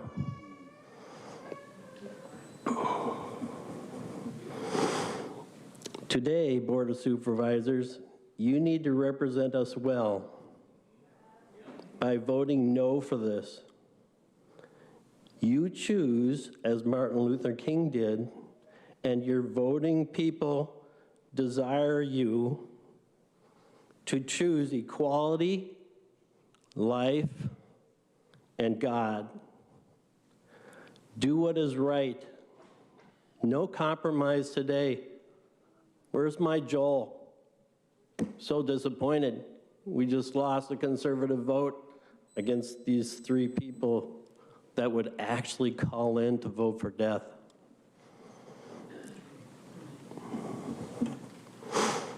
Do what is right. No compromise, Jim, even though they outnumber you. As the Bible states, as for me and my house, we will serve the Lord. Every child deserves life, equality, liberty, and love.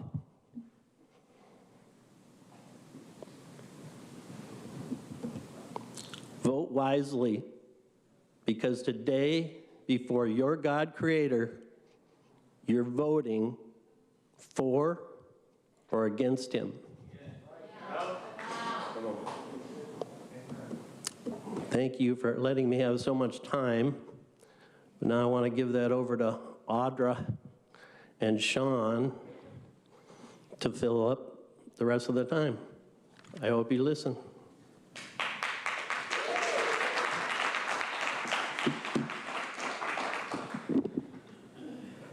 Hello, Board. Thank you for being here to hear what your constituents have to say and know how to vote. Why murder babies? I'd respond with an emotional explanation or scientific breakdown, yet we know, we being out here, we know science is only used, in your opinion, to promote your corrupt narrative to divide and destroy a nation. We also know any emotional plea would fall on your deaf ears unless it leads to further destruction of our youth and confusion in this nation. Therefore, let's look at hard data, which is irrefutable even as you implement corrupt science and emotional propaganda to promote the murder of babies. Nora Vargas, who was previously employed by Planned Parenthood, has been for the past 8 years receiving over $100,000 per donation directly from Planned Parenthood. For the public, if you would like to see these donations, that's documented on our California Elections Form 700, Nora. You can shake your head, I don't care, I see the evidence. All right, that form has the checked box over $100,000, so a question naturally arises. How much over $100,000 were you given from Planned Parenthood to protect their business in murdering infants through legislation? Nora, would you like to tell us? Okay. Then I'll continue since you don't have anything to say, Nora. On September 1st, Texas decided they'll no longer allow the murder of infants older than 6 weeks. So Planned Parenthood contacted Nora Vargas, whom they own, to promote their business, which is where the Declaration of San Diego County as a champion for reproductive freedom was birthed. What does reproductive freedom look like? Let's look at the sworn testimony of John Dunn, who's the CEO of Planned Parenthood of Orange and San Bernardino counties.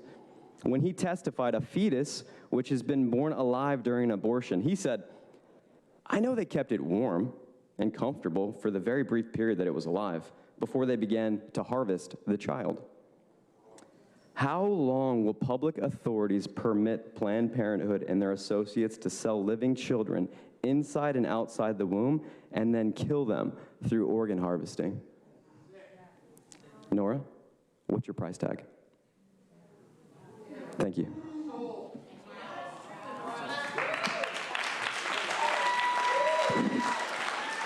I don't think Nora really cares because she's looking at the money and it's warming a hole in her hot pocket.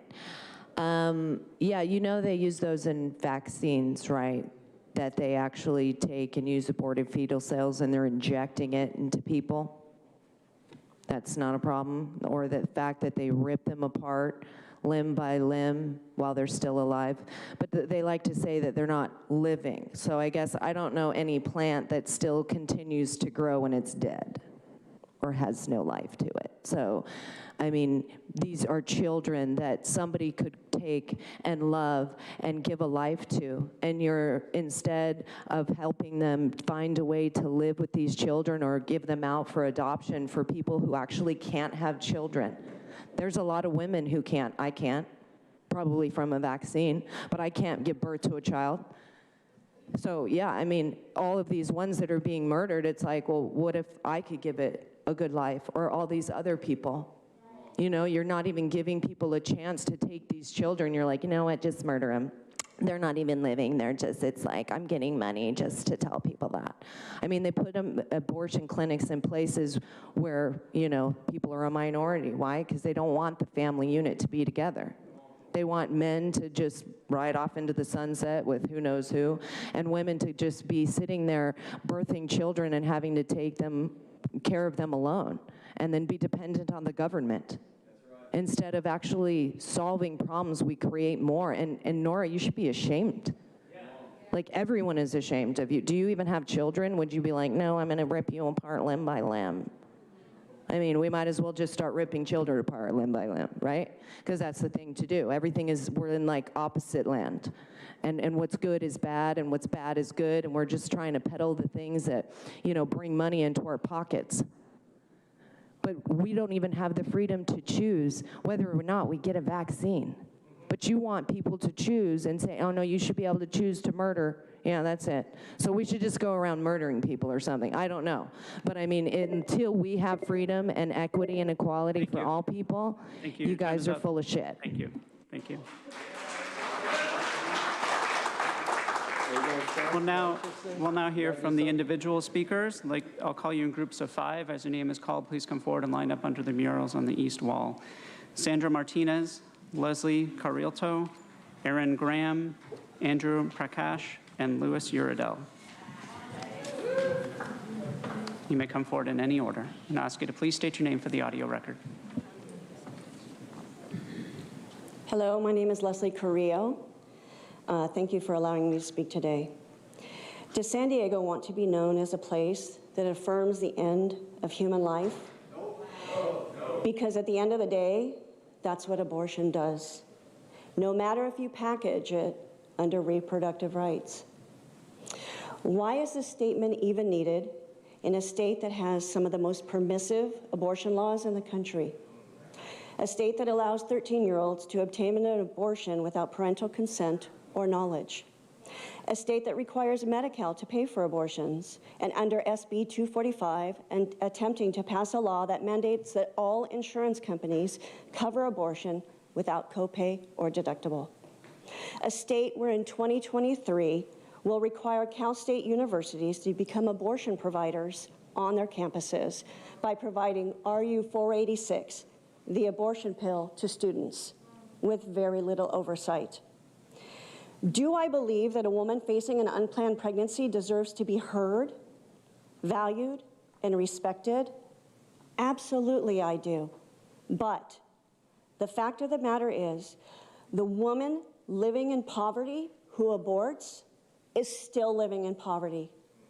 The disenfranchised woman who aborts is still disenfranchised.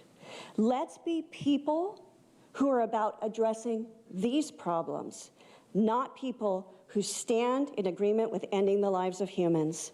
There are people here today who understand the stress a woman is under when facing an unplanned pregnancy, but unlike those who want to profit from her crisis, they desire to give her the love and care she deserves. This declaration that you are making tells the state and country that San Diego does not believe that abortion should be safe and rare. It makes the announcement that San Diego has no problem dehumanizing the most innocent of human lives. Is this how San Diego wants to be known? Next speaker, please. Thank you.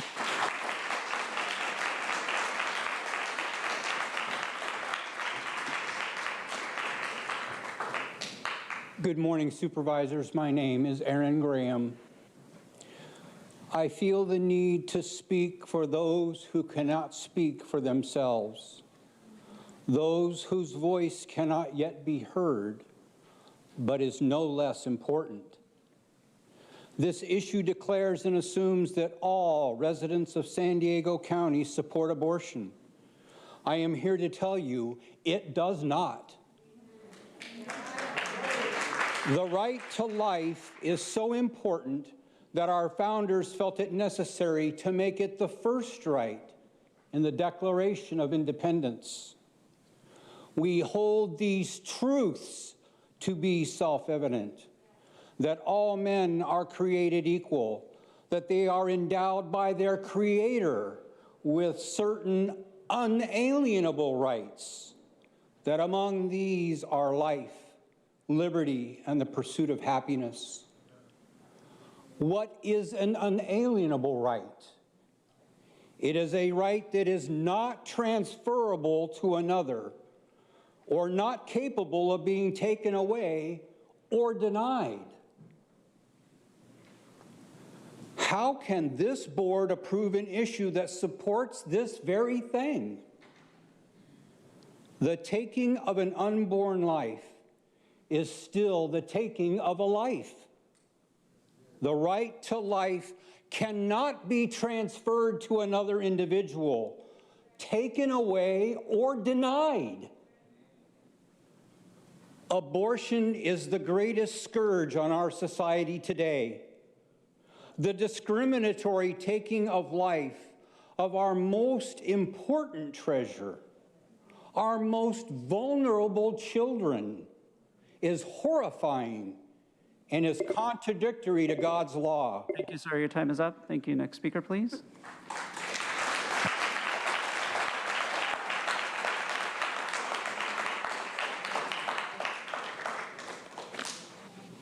Good morning, everybody. I'm Sandra Martinez. I believe in freedom, and I definitely believe in reproductive freedom, so I'm probably a minority in this room. But what kind of a world are we living in? You're celebrating reproductive freedom, yet you're mandating and coercing people to take a COVID shot that can destroy their reproductive freedom. It makes no frickin' sense. How many people are going to become sterile from the shot? We don't know. How many children that get the shot will not mature reproductively properly? We don't know. How many of the babies from people that got this shot are going to be able to have children? We don't know. But what we do know, which you all have called misinformation, which is now actually being researched by the NIH, funding of $1.7 million, that there have been an unprecedented number of miscarriages, uterine bleeding, uterine shedding, and decreased sperm count now being researched. The FDA listed pregnancy and birth outcomes as possible adverse events in October of 2020. They frickin' knew this stuff. They listed 22 things, including that. They knew this back in October of last year before the vaccines came out. There have been a bunch of accounts of bizarre and horribly deformed miscarriages, very unusual. Unusual neurological problems in the babies of people that have been vaxxed. We have no US reproductive toxicology studies. So Japan did their own, and they found out that the spike proteins from these vaccines go into the ovaries, the uterine lining, the placenta, and the sperm. So they are not using the vaccines. We have no long-term safety data. The trials were 3-4 months.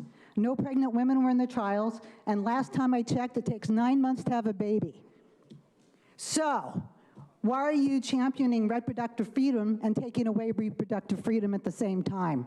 Really think about it. You can fix this by including all health and reproductive freedom in this agenda. Thank you. Next speaker, please.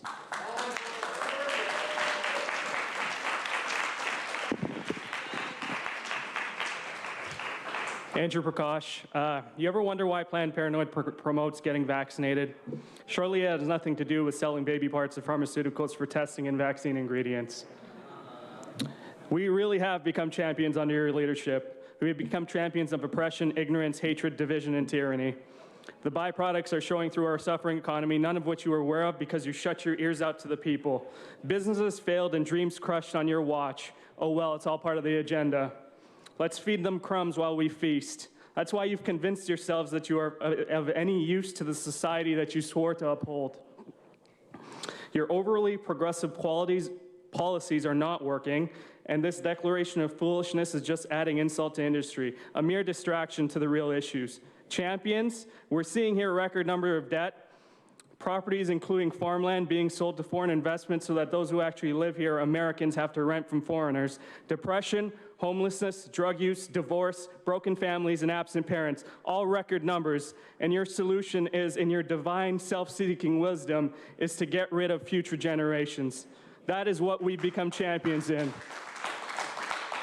Your failed leadership, shitty belief system, and horrific policies have taken its toll. And while you have filled your pockets, shut your ears out to the people, and turned a blind eye to any truth, the people of this county have paid the price. It has to end. As soon as we stop taking advice from Hollywood, buying into the propaganda, and we replace you guys, we'll see what this county is truly capable of. We have champions here. I declare us the people, leaders of this state, in ending your tyranny. We the people will stop you and bring light back to the land. What is measured by you will be measured to you. You've oppressed, coerced, corrupted, and caused division in waves that will be measured back. I'd like to also remind you that only sick people need doctors, so your advice doesn't matter. Thank you. Next speaker, please.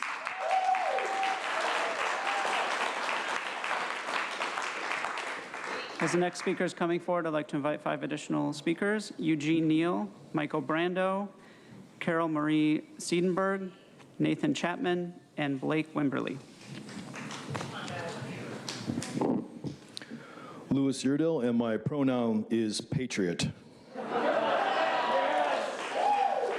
San Diego, being a champion for reproductive freedom, promote wellness and a better quality of life. Now, I could get into the fact that a baby's life begins at the time of conception. I could get into an entire pro-life or pro-choice debate. I could even get into the Bible and God's word. But instead, I'm here to make an argument for life over death. Why is San Diego so adamant to advocate for death as a choice instead of a life? Amongst women polled who had abortions, 90% had abortions based on reasons of finances, conflicts with education and professional careers, not ready for kids, or similar reasons. All these women polled did not want to have an abortion, but felt they had no other choice. A majority of them even had Christian beliefs and are against abortions in general. The average cost of adoption surges over $30,000. Each year, there are between 1 to 2 million couples that want to adopt, and each year, there are 1.3 million abortions. Why are we not fervently advocating for life? Why don't we stop investing in abortion and start investing in adoption? Before anyone says I'm a hypocrite by supporting medical freedom and advocating for the life of a baby, if there was an abortion mandate, I'd be standing up to that as well. It seems that anyone would favor life over death, and I'm here today to advocate for any baby or future baby who cannot advocate for themselves. If a baby could speak for themselves, they would say, please, think of me, that you might be a champion for my life and my freedom.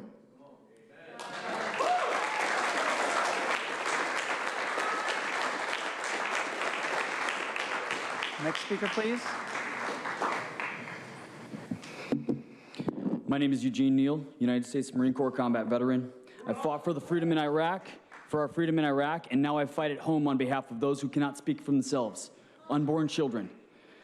Did you know that at the moment of conception, the child in its mother's womb has its own genetic code, independent from the parents?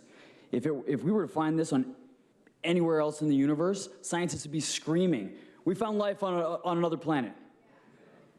Did you know that the probability of each one of our existence is 1 in 10, the 10th to the 2.68 millionth power? You are a miracle. So are the babies that you want to dehumanize by calling a clump of cells. Many, however, take this miracle for granted here on Earth. If a baby's inconvenient, then we should kill it. If parents can't afford to raise it properly, we should kill it. If the baby's conceived out of a terrible sin, which is rape or incest, should we meet that sin with an even greater sin, which is murder? If you want to be consistent with your values, then we should kill our elderly, our sick, our disabled, because it would be more convenient. Should we let them die? You're virtue signaling, and you cast your votes under the illusion that you care about human life. We should protect the vulnerable, you say, but this proposal shows your hypocrisy. Abortion makes women more vulnerable. Abortion allows men to take advantage of women with no repercussions or responsibility for their actions, for their offspring, knowing that their child will be disposed of. The contributions to the mentality, or this contributes to the mentally and weak, ineffectual men that abdicate responsibility by saying, it's not my problem. Good times create weak men create hard times create strong men create good times. The reality is, if you're pro-abortion, you know for sure that the child in the womb you don't know for sure that the child in the womb isn't alive and aware when the abortionist reaches in with his forceps to crush the baby's skull and rip it limb from limb. Thank you, your time is up. Next speaker, please. Next speaker, please.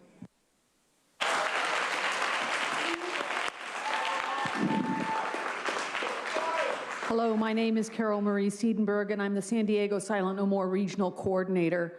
I came to speak to the City Council in opposition to this proposition because I want everyone to know that women are indeed hurt by abortion. Abortion sells women short. It's built on the lie that women aren't strong enough, resilient enough, resourceful enough to handle being a parent of an unplanned child.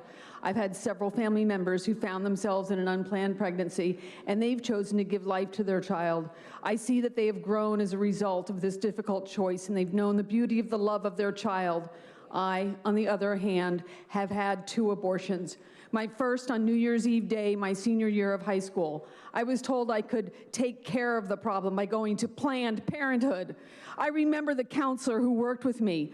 What I was too naive to see was that I was only being offered one potential solution, and that was abortion. I remember after the abortion walking down the hallway and someone called out my name.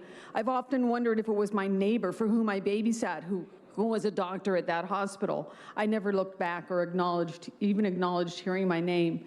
They say abortion is between a woman and her doctor, but I say, to this day, more than 40 years later, I still do not know if it was my neighbor who was my doctor. I never met my abortionist face-to-face to know. It is a lie that abortion is a matter between a woman and her doctor. In how many cases does the abortionist never even meet his patient? I was in college and engaged when I had my second abortion. With pain in my back and a negative pregnancy test, my doctor sent me for a test that turned out to be an X-ray. I soon learned that I was pregnant. The doctor pushed me to have an abortion, which I definitely didn't want. I was older, I was with the man I planned to marry, and I wanted to be a mom. But my fiance joined the doctor in insisting on an abortion. Where we weren't done with college, this wasn't the right time, but where was my choice? I've always wanted to be a mom, to have a large family with kids, and yet I ended up with just one child. I deeply regret. Your time is up. Thank you. Your time is up. Next speaker, please.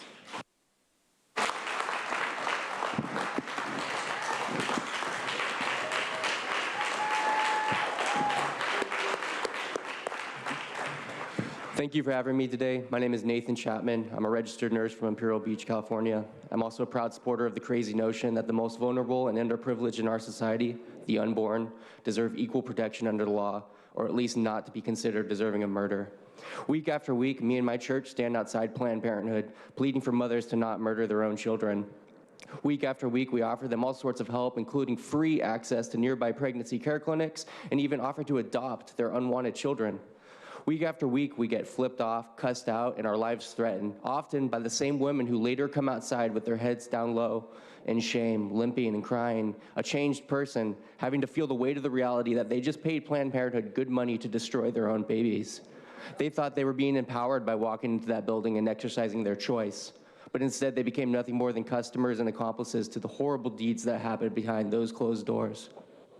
Instead of giving birth to, loving, raising, sacrificing for their children, they laid down on that operating table, spread their legs open, and willingly let a doctor enter inside their vaginas with their cold, hard, metallic instruments to rip apart their children piece by piece.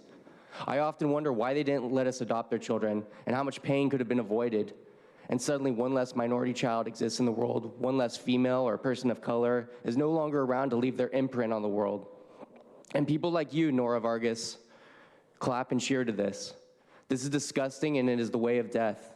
I pray that you and all who intentionally obfuscate this issue by using cute euphemisms like reproductive freedom turn from your ways and change your hearts today.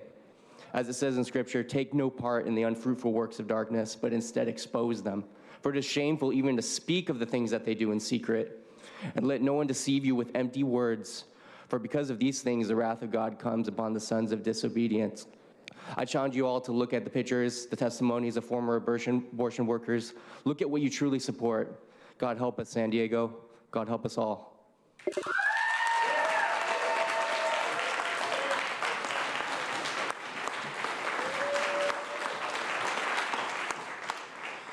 Hi, I'm Blake Wimberly from Lakeside, California.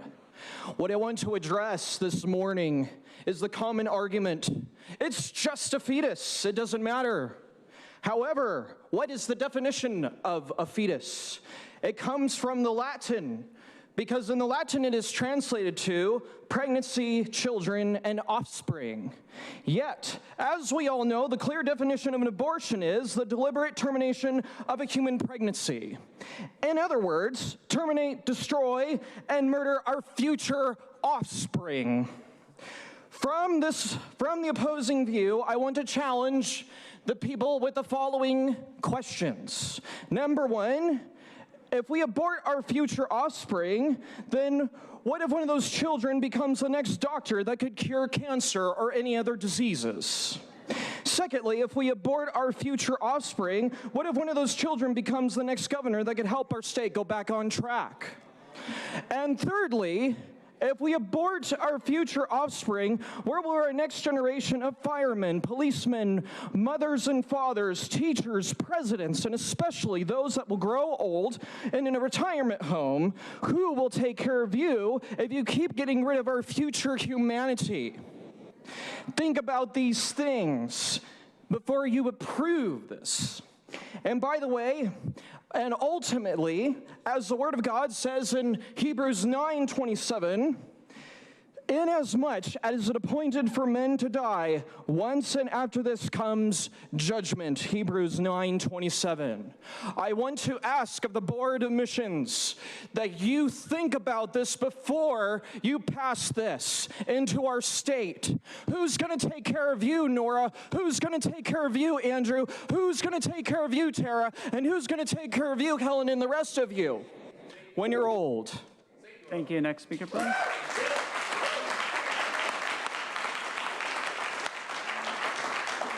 Before the next speaker begins, I'll call 5 additional speakers: Jason Robo, Diane Chapman, Greg Butler, Connie Poland, and Malvine Austin.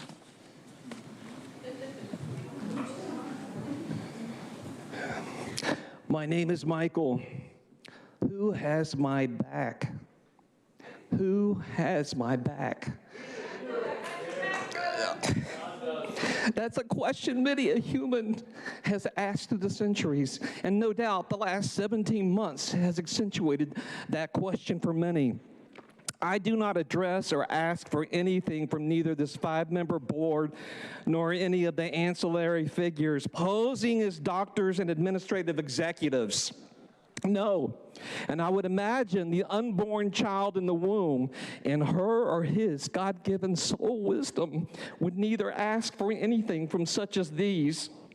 They, the unborn in the womb, the least of us, would have the immaculate wisdom to discern good from evil out of the mouths of babes.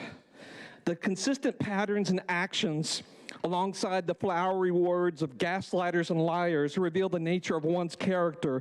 Evildoers have come out of the closet.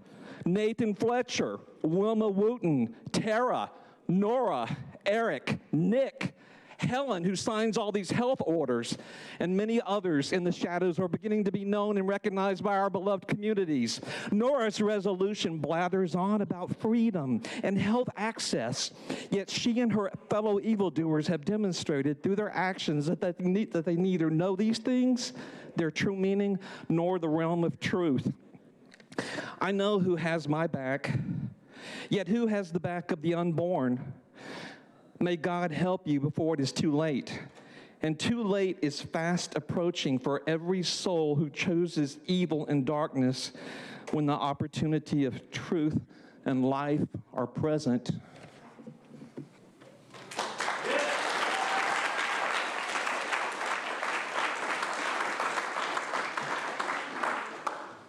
Diane Chapman, it is horrific that anyone want to label our city as an infanticide-friendly city, Nora. And to hide the reality with words such as reproductive health is dishonest and insulting, Tara. Nora, did you poll your constituents or the other supervisors' constituents regarding this? No. I am sure you would have experienced a huge blowback with this idea. Are you accepting monies from Planned Parenthood to do this, Nora and Tara and Nathan? The first states legalized prenatal killing in '67. Since that time, about 11% of the white race has been wiped out by abortion. 15% of Asian, Pacific Islander, Native American, and Hispanics have been killed by abortion. And 31%, Nora, of American blacks. It took 83 years for the Ku Klux Klan and other racists to lynch 3,445 African American adults. It takes only 83 hours for abortionists to kill that many preborn black babies today. The 2010 census results reveal that Planned Parenthood is targeting minority neighborhoods. 80% of its surgical abortion facilities are located within walking distance of African American or Hispanic neighborhoods. The attachments you now have, the first one shows the Planned Parenthood facility on First Street is within walking distance of Black and Hispanic neighborhoods. Nora and Tara, are you willing to put your names behind this genocide? Behind the founder of Planned Parenthood, Margaret Sanger, who created the Negro Project? Sanger wrote in 1939 a letter to Dr. Gamble of the Procter & Gamble fame. She said the following: "We do not want word to get out that we want to exterminate the Negro population, and the minister is the man who can straighten that out." Thank you. I've given you a copy of that letter as well. Thank you. Next speaker, please.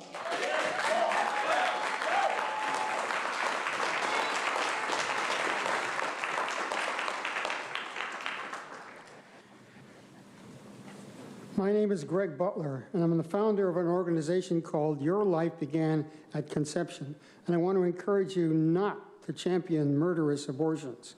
Here are a few critical facts. Your Life Began at Conception's mission is to establish in the hearts and minds of the people the scientific fact that all of our lives began at the instant that one sperm met that welcoming egg at conception. You were totally undefined an instant before your conception and totally defined at the instant of conception, from the color of your hair, eyes, and skin to the size of your feet and everything in between, including your height and your fundamental level of intelligence and your gender. All of your traits, all of them were established. You were not a cluster of cells, you were you. Identical twins prove all this. They started out as a single person. After a day or two, they split into two completely separate persons, each taking with them all of their already established common traits. Now in separate sacs, they have no more connection than regular twins do with each other. They were fully defined at conception. There's no argument to that. Abortion at any stage kills a real person. Why should it be more legal to kill in the womb than it is to kill outside the womb after birth? Abortion is murder and is senseless and fundamentally against the Constitution, which guarantees us all, guarantees life for all of us. What other murders should we now legalize and, quote, champion? Please do not declare our wonderful county a haven for legalized murder. Besides it being wrong, is it really up to you? Is this what we elected you to do?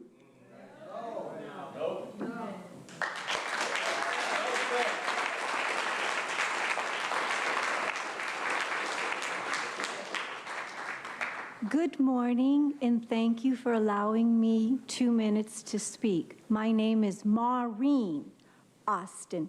I just wanted to make that correction. I am a sidewalk counselor for the 40 Days for Life, and we are starting our fall campaign on, I'm a Tuesday volunteer, on September 28th will be the first time I'll be out there. And I can't help but notice that Nora and Tara remind me so much of the women that I see who walk in for their reproductive freedoms to abort their babies.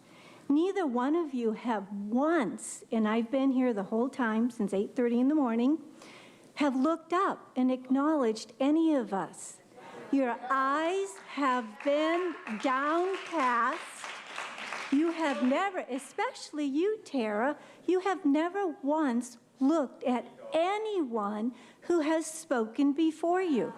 I know what you are going to decide, Nora, and I know what you are going to decide, but I believe I may have a chance to influence Andrew and Helen and Michael and Lonnie and Jim, because you have given us nothing but respect. You have looked at us, you have acknowledged us, and you are actually listening to us. So I pray for each and every one of you that if you do decide to make us a champion for reproductive freedom, that at least maybe possibly a seed may be planted in your hearts. And you will walk away in the future and you may decide that your decision was not in the best interest of that beautiful unborn baby. Thank you. Thank you.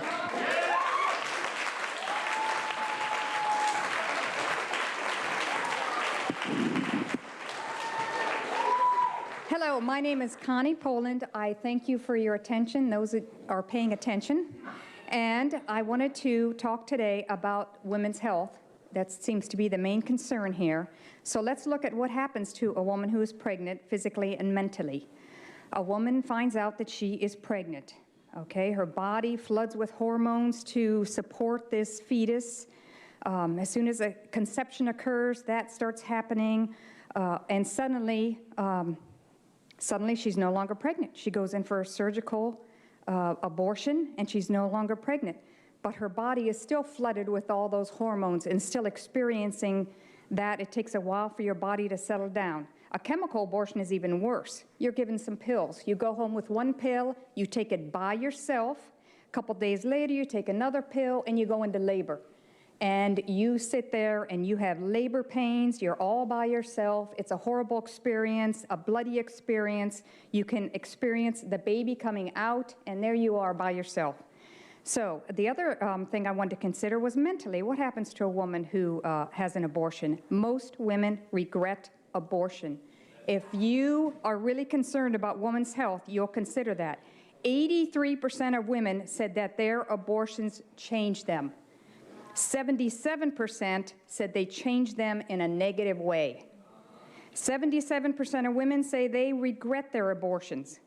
60% of women who had abortions feel isolated and alienated and don't feel comfortable talking about their experience. 38% of women who have had an abortion, been to Planned Parenthood, said they deal with anxiety, depression, drug abuse, and suicidal thoughts. One woman was quoted as saying, "The pain never ends." So these effects can go on for years and years, 5, 10, 20 years. So that's something to consider, please, before you make your decision. Thank you.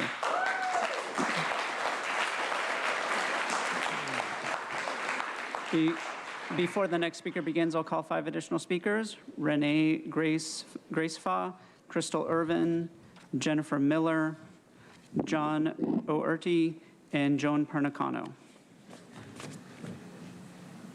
Hi, my name's Jason Robo. I think it's ironic you're calling this a kind of freedom when you shit on our freedoms like a German porn star. Care about our freedom? Yeah, Reich. Hail Sanger, I guess. Yeah, it's pretty rapey that you want people to have a vaccine, which is coercive. And ironically, the jab is like a prick. They want to squirt inside of you. They need ammo from vaginal Vitamixes to use for vaccines. Basically, it was in the polio vaccine starting, like almost 100 years ago. And ironically, too, is like there's no prevention about disease. Like polio is a fecal oral.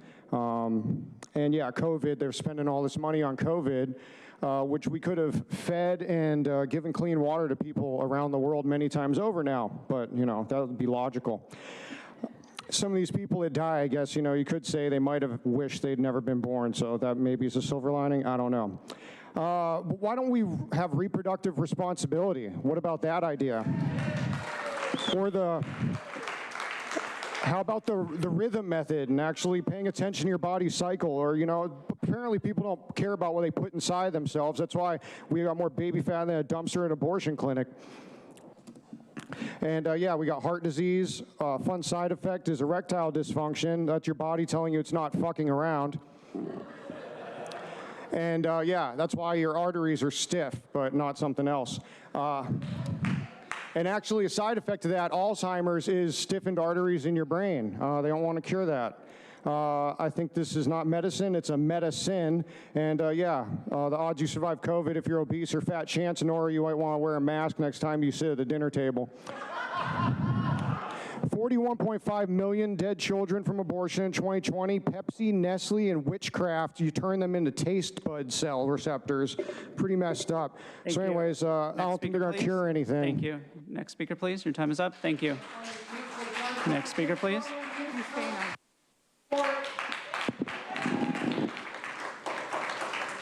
Hello, I'm Renee Gracefa. I am here to oppose the San Diego champion for reproductive freedom. A song just came out yesterday called "You've Crossed the Line." People should look up the song by Sean Calloway. It's a beautiful song. Our children are being attacked, period. San Diego has deep roots. The San in San Diego is not sand, it's saint. Saint Juan Diego came to preach Jesus Christ, life everlasting, here in this county.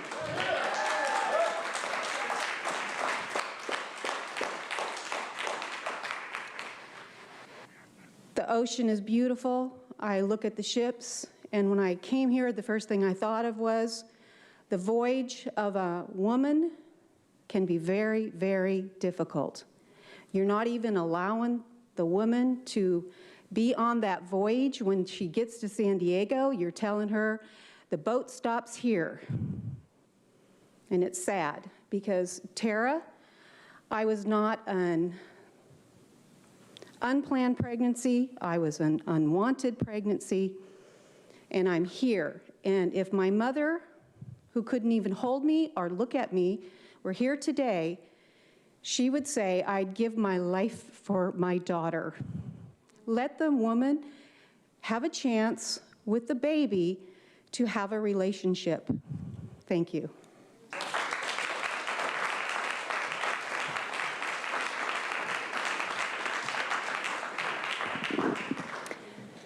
Hi, I'm Jennifer Miller, and I'm no one special. I'm a mother of 5 girls, 3 schools, 4 horses, love San Diego. I just want to talk about why I love San Diego. I actually moved from Texas to live here, and I want you to know our hospitals are the best in the country. They're the best in the country to give birth in. I personally flew from from Dallas in 2006 at 36 weeks gestation just to be here. I drove from Palm Desert at 36 weeks gestation just to be here in 2010. I flew from Florida at 37 weeks gestation just so I could be here. You know why? In Orlando, Florida, if you're 40 and you're pregnant, they tell you first how to get an abortion when you have a positive pregnancy test because of the malpractice insurance and the laws that have been passed there. That is why I did not want to have a baby there. That's why I had a baby here, because of the services available. There's everything here. There's more millionaires per capita. There's more faithful per capita than anywhere else in the country. We are a unique city, and we need to rise above this. We need to be a city of hope. We need to bring more families here who want to bring in good citizens who give back to the community, who give back to the hundreds of local charities that give to the women who have babies who need help, that give back to all the children in need. We've got Father Joe's Villages. They want to grow. They want to be able to develop more land. We have 2,000 families there that are taken care of. Why do we need to focus on killing children? County Supervisor Vargas, I understand your mission. You've had it your whole life. I get it. We all need to have a mission in life. If you don't have God, you've got to fill it with something else. I understand. So you feel the mission to support them, and that's why you're presenting this. Please live above this. Please rise above it. And look at our city and look at the people here and know that's not what we want. Thank you. Next speaker, please.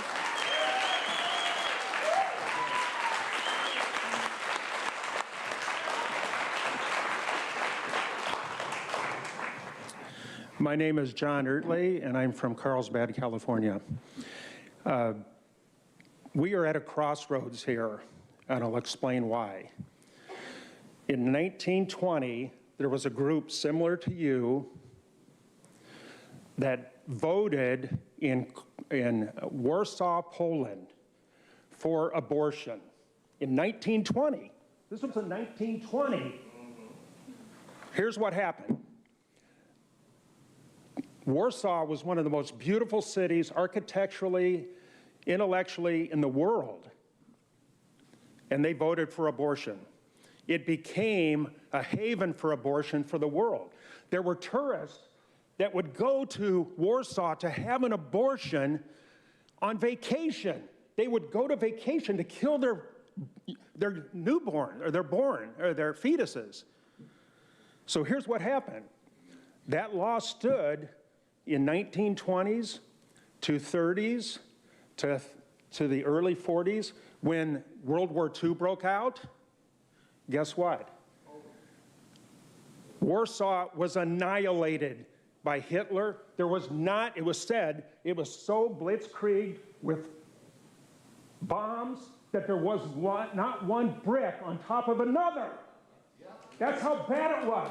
You think that was God's wrath? I think it was Satan's wrath. God allowed it to happen, but Satan destroyed Warsaw. We are at a crossroads here, San Diego County. If you vote for this champion for reproductive freedom, you could suffer the same consequences. It may take 10 years, it'd make 20 years, but as God is my witness, if you vote for this, it could happen. That's all I have to say.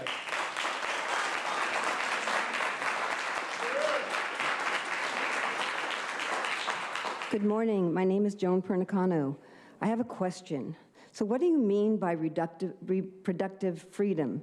Do you mean the freedom to produce another human being, which is according to the Merriam-Webster definition?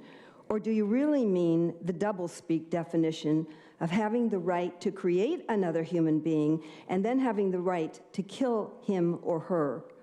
So in the spirit of transparency, and Nora, especially you and Nathan and Tara, your party loves transparency. So I'm appealing to you, which one do you want to celebrate?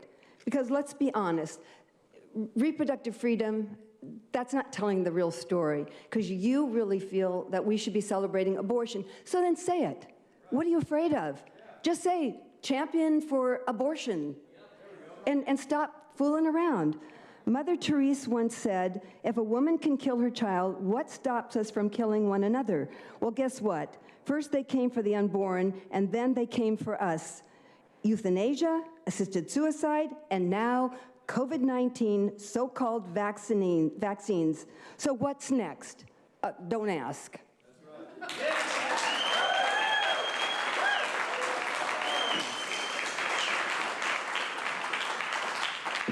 Before the next speaker begins, I'll call 5 additional speakers: Christina Baez, Cecilia Haynen, Robert Wellstand, Caleb Dominguez, and Margot Kidd. If I've called your name, please come forward. Good morning. My name is Crystal Irvin, and I am here to oppose the declaration of San Diego County as a champion for reproductive freedom. How the hell are you going to talk about reproductive freedom when you don't stand for overall medical freedom? This is just another example of asinine rhetoric coming from this group. In one breath, you will praise yourself for supporting the right for women to choose to murder their unborn child, citing, "My body, my choice." Well, I've never known a woman to be born with 2 heads, 4 arms, 4 legs, 2 hearts. But then in the very next breath, you will turn around and self-righteously support the mandatory vaccination of grown women who have made a choice of what will go in their bodies. It is lunacy. Nora Vargas, you pride yourself on supporting a woman's right to choose, but what about the women that worked in this very building and quit because they chose to not inject themselves with an experimental drug? That is because you pick and choose when you will support women's rights based on your biased agenda. Honestly, I couldn't care less what you think or do at this point, because San Diego is being ran by an idiocracy. But my hope is that someone listening or watching is grabbing a hold of the hypocrisy that is coming out of this group and the BS that is coming out of your mouths.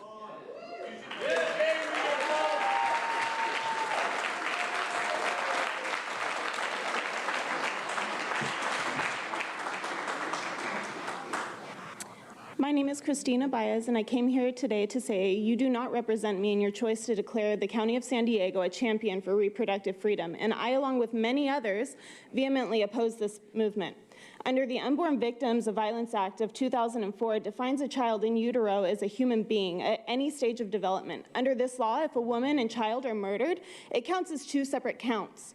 So why is a child in utero considered a separate person unless it pertains to the issue of abortion? Scientifically, life starts at conception. At conception, the child has its own DNA that has never existed before, nor will ever exist again. Its own set of chromosomes directs its own growth and development, and even its gender is already determined. Therefore, my body, my choice is a straw man argument because it's not the woman's body that is being killed. So if it's not a scientific reason, then it must be philosophical. The first pro-choice argument I would like to address is that of the dependence on the mother and her body as cause for abortion.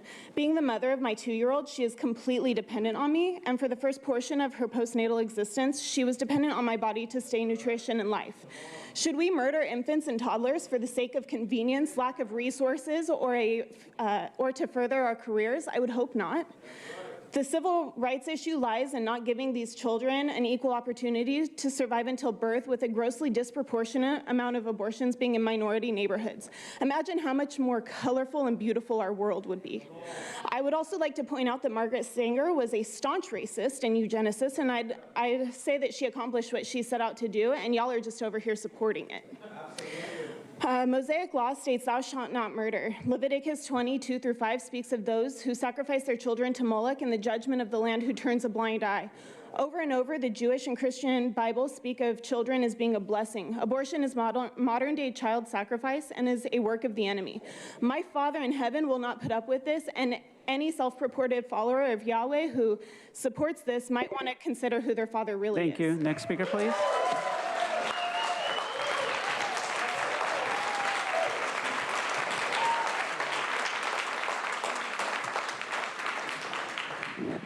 Hello, I'm Cecilia Hayner. I urge you not to pass this declaration. Many of your constituents strongly disagree with it. As you can tell, it is very divisive. It is unnecessary, and it is harmful. A large number of San Diego Democrats, Republicans, and independents find abortion abhorrent. You will not be representing or serving these San Diegans well if you pass this declaration. Instead, you'll be harming the spirit and soul of San Diego. I know that it takes courage and is difficult to think of not passing this, but it's the right thing. I was born prematurely many years ago, and the doctors worked very hard to save my life, and I'm very glad they succeeded. But I probably wouldn't be here if the prevailing mindset had been champion of abortion. And I wonder how many of us in this room would be here today if our city, if our county, if our hospitals, doctors, and parents had the mindset of champion of abortion. It is wrong, and I encourage you not to pass this very divisive, unnecessary, and harmful declaration. Thank you.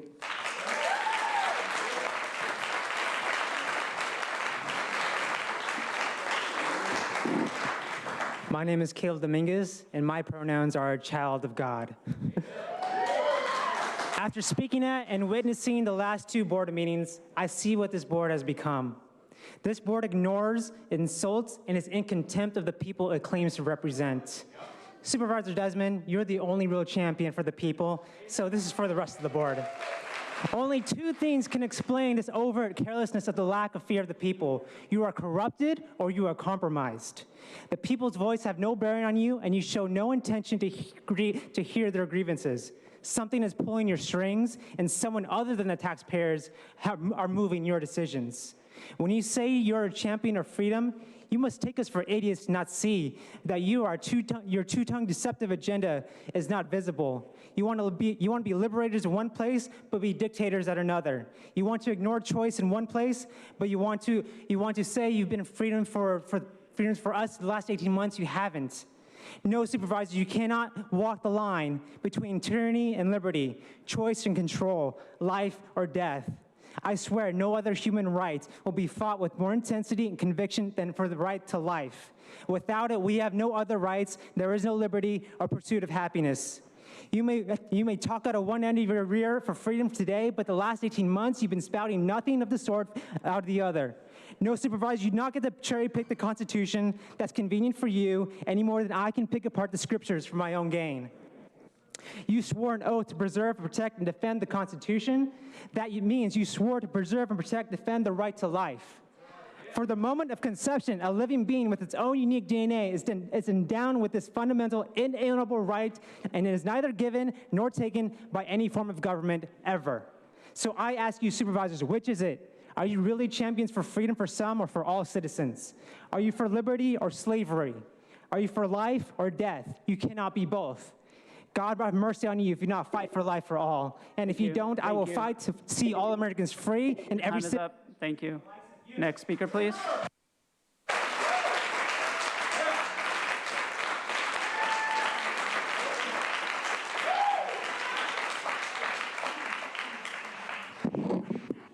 Hello, my name is Robert Wellstand. I'd like to just say that I had prepared some words, and I'm not going to be speaking them because of the people that spoke before me have gotten the points across relative to this, this issue.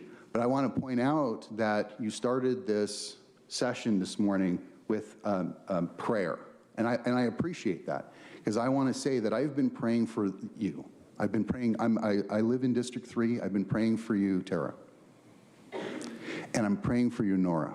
And I'm praying for you, Chairman Nathan Fletcher. We used to work in the same company. You don't know that, but you worked at Qualcomm. I was at Qualcomm. I've been praying for you, all three of you. And I'm appealing to you. There's a room full of people here that believe in the same God. We will pray for you if you turn. Turn from the sin. Turn from this thing. Say, you know what, maybe this is not the right thing. Maybe not now. Let's see if there's something else that we can do to provide choice, something that's more equitable. And what I want to do instead is I want to show you, I brought the only one with a visual. Instead of the many words, I'd like the board to look at this visual. This is a person who was died. Hold on. I got 30 seconds, guys. 19 weeks gestational age. This is a person. I'd like, can you please? Just look at it. Just look. It's a real person, 19 weeks gestational age. It wasn't aborted. It was born alive, but it was born early and it died. It's got a name. This person's name was Walter Joshua Fretz. It's a real person. It looks like a person. It is a person. So let's not be proud of this. Let's not be proud of putting people to death. Thank you. Next speaker, please.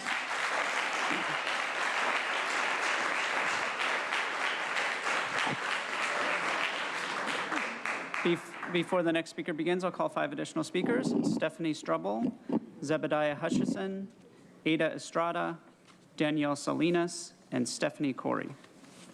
If I've called your name, please come forward. Good morning. My name is Margot Kidd, and I appreciate the opportunity to address you this morning. You are being asked to declare San Diego a champion for reproductive freedom and to reinforce a strong commitment to safe and legal abortions. The declaration claims that any restrictions on abortion would violate reproductive freedom, disproportionately impacting the poor and disadvantaged, and also that healthcare workers are working tirelessly to reduce unintended pregnancies. Yet, since the legalization of contraception and abortion, our country has experienced an unprecedented rise in out-of-wedlock pregnancies. In 1960, 95% of our children were born into a family with their mom and dad united in marriage. Today, nearly 1 in 2 children are born out of wedlock. This is a massive failure of society, particularly toward the poor and disadvantaged. And it's a tremendous violation of children's internationally recognized human right to be born into a family with a mother and father united in marriage. Why would we ever think that removing the natural consequences of an action would lead to less of that action rather than more?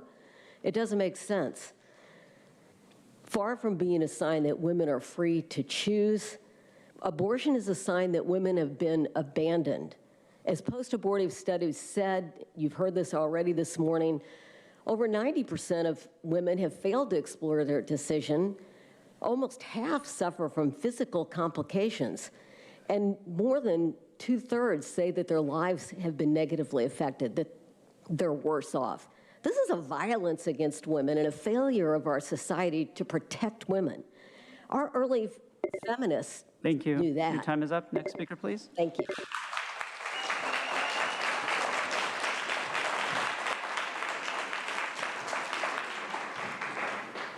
Good morning. I'm Stephanie Struble, and I appreciate the opportunity to address you. The proposed declaration by Councilwoman Vargas is an unnecessary and divisive marketing campaign that shouldn't be issued or paid for at the county level. Declaring our city as a champion of reproductive freedom promotes and celebrates San Diego as a destination for abortion. Our county government should not serve as a marketing arm for Planned Parenthood. Views on the morality of abortion are among the most deeply and passionately held in our country, in our state, and in our county. Most people on both sides of the issue agree, and science supports, that abortion ends a new human life. At issue is whether reproductive rights supersede right to life. I join many San Diegans in asserting that we must protect and defend the most innocent and vulnerable, babies in the womb. We think advertising our city as a destination for ending human life is reprehensible and disgusting. Most people on both sides of this issue also agree that abortion is deeply traumatic for the women involved. Councilwoman Vargas may think she is offering sanctuary, a solution, and peace to women in crisis. In reality, when women come to our city for an abortion, they will remember that one of the worst days of their life happened in San Diego. Is that what we want? Vargas's political posturing does not speak for all San Diegans, and it doesn't alter the abortion laws in place, which are among the most permissive in the country. A marketing campaign is unnecessary and only creates division in our city. Let Planned Parenthood speak for themselves. Our county government should not serve as a marketing arm for that organization. Let's be a city of hope and life instead.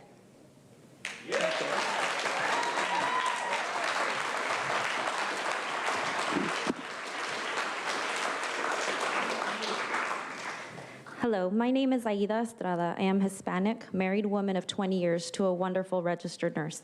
I have 4 children and I'm an independent contractor here in San Diego. I am here to speak on behalf of unborn human beings. In 1973, the Constitution of the United States of America ruled to protect a pregnant person's liberty to terminate a pregnancy. But since then, in the last 48 years, through the science of embryology, we have learned that life begins at fertilization, also known as conception.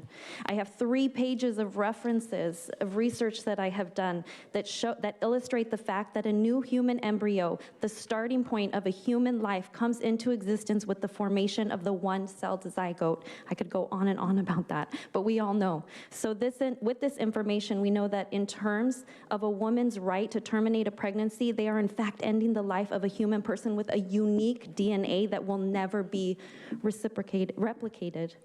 To harm another human being is unethical. I can break the leg of that tripod right now. I would have no ethical consequences. I could break the leg of your dog at home, and I would have the responsibility for caring for that animal. But we're not talking about inanimate objects or animals. We're speaking about human beings that have rights and we have obligations to these beings, and this includes those rights to life.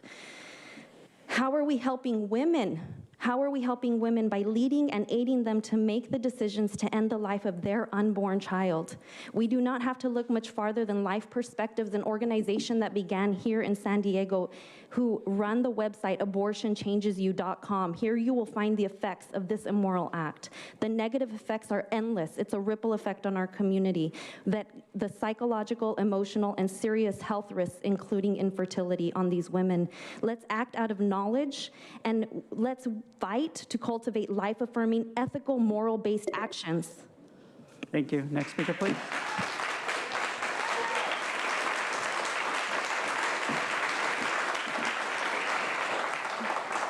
Hi, my name is Zebediah Hutchison. I'm a proud father of 5 children. I had 3 of them here earlier. They're not nameless. They all have their names. I'm also the second born of 10 children. My uncle once told me he doesn't get that the family should only have 2 children. I told him, look, he doesn't get an opinion. You know why he doesn't get an opinion? He's the 11th born. He's the 11th born of 13 children. You know who else shouldn't get an opinion? You, Nora. You don't represent us. Your voice shouldn't speak for us here. You know who else doesn't get opinion? The children of those being murdered. They don't get to speak either. I'm here to say that abortion is an ugly thing. You stand back and talk about it and say that you're for it. Have you ever seen it? The baby's torn apart limb by limb. They scream in pain, but they're not heard. They kick away in desperation, but no solace is offered. It's horrifying. We're here to speak for those who can't speak for themselves, just like the people did during the World Wars when people were put in prison camps and exterminated, not being able to speak for themselves. It's the same thing. You tout San Diego as America's finest city. This is absolutely unnecessary. Not only is this trash, it's just evil. Let's keep America's finest city the way it is and keep it fine. Dr. Martin Luther King Jr. said, who was also, by the way, against abortion, said, "The time is always right to do the right thing. Decreeing a spirit of death in San Diego is not the right thing to do. Don't do it."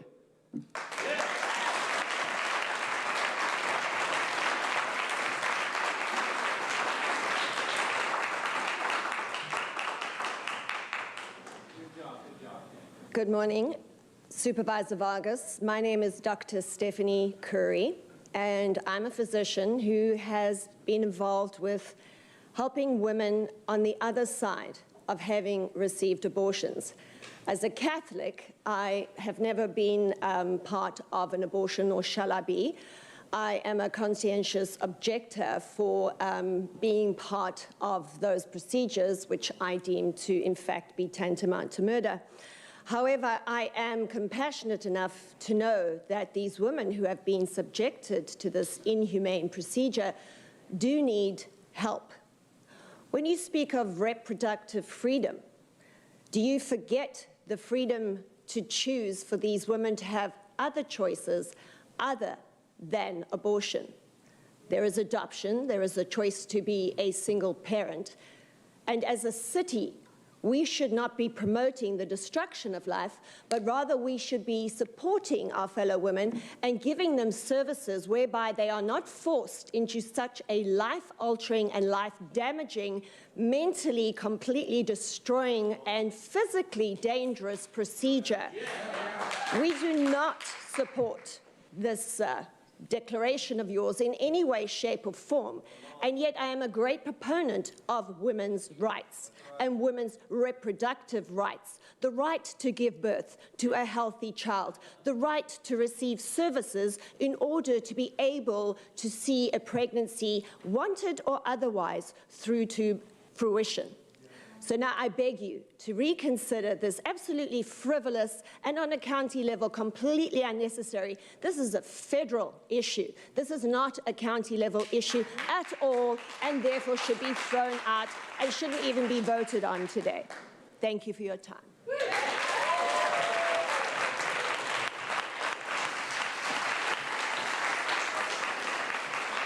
As the next speaker is coming forward, I'd like to invite 5 additional speakers: Zach Gilman, Jenny Bryant, Katie Yeager, Catherine Pearson, and Art Hodges. If I've called your name, please come forward. Hi, I'm Danielle Salinas, and I would like to give honor to my Heavenly Father who gives life and life abundantly. I'm here in opposition of your gross misrepresentation of what San Diego County champions and defends, which is not dismembering children or exploiting women and calling it freedom and health care. We, as the second largest county, do serve as a model, and that's to champion the human right to life and the Constitution. So let's take a constitutional look at the 1973 case, Roe v. Wade. Supreme Court Justice Harry Blackmun, who wrote the Roe v. Wade court opinion, made an important admission that if personhood is established, then the case for abortion collapses. For the fetus's right to life would then be guaranteed specifically by the 14th Amendment. The 14th Amendment was ratified in 1868 after the Civil War to ensure that no human being would be denied basic constitutional rights. The amendment says that states may not deprive any person of life, liberty, or property without due process of law, nor deny any person the equal protection of the laws. So let's take up Justice Blackmun's challenge. Are the preborn children persons in the original public meaning of the 14th Amendment? In the context of when the 14th Amendment was ratified, the 1864 edition of Noah Webster's dictionary defines the term person as relating especially to a living human being, man, woman, or child, and an individual of the human race. No dictionary of that era references birth in that definition of a person, man, or human being. As Justice Hugo Black later put it, the history of the 14th Amendment proves that its purpose was to protect weak and helpless human beings. Considering the evidence, it's clear that preborn children are constitutionally entitled to due process and the equal protection under the law. The Constitution, properly interpreted, prohibits abortion under the 14th Amendment, and every constitutional officer who swears an oath to uphold the Constitution has a duty to ensure that those rights are protected. Luke 17:2 says it would be better for him if a millstone were to be hung around his neck and he were thrown into the ocean than for him to cause one of these little ones to stumble. Thank you. Your time is up. Next speaker, please.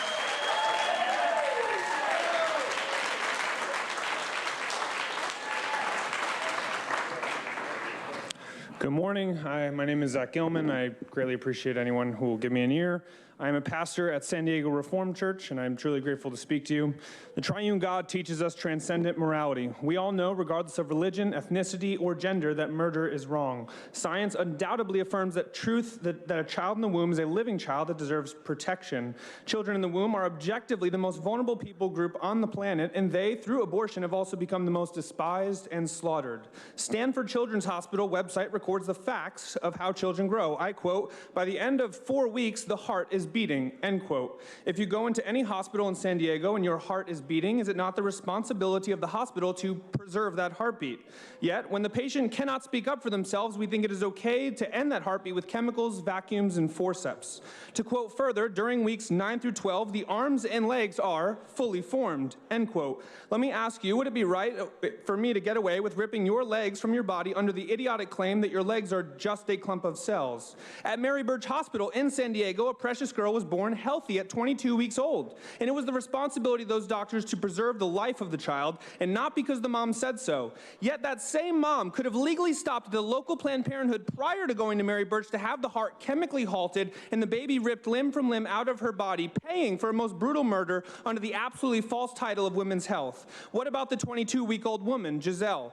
Is women's health only determined by which woman is stronger and can shout louder? What does a conceived baby, 8-week-old baby, 40-week-old, or a 1-year-old, 2-year-old all have in common? None of them can survive on their own. All need their mothers because they are still developing. The fact that they are born or unborn makes them no less human, and our call to lovingly protect them is absolutely the same. So I beg you to vote no on this agenda, because we are not championing reproductive health when reproductive health means killing millions of women like Giselle. I urge you rather to champion true reproductive health, which means making it illegal to slaughter our children. Thank you.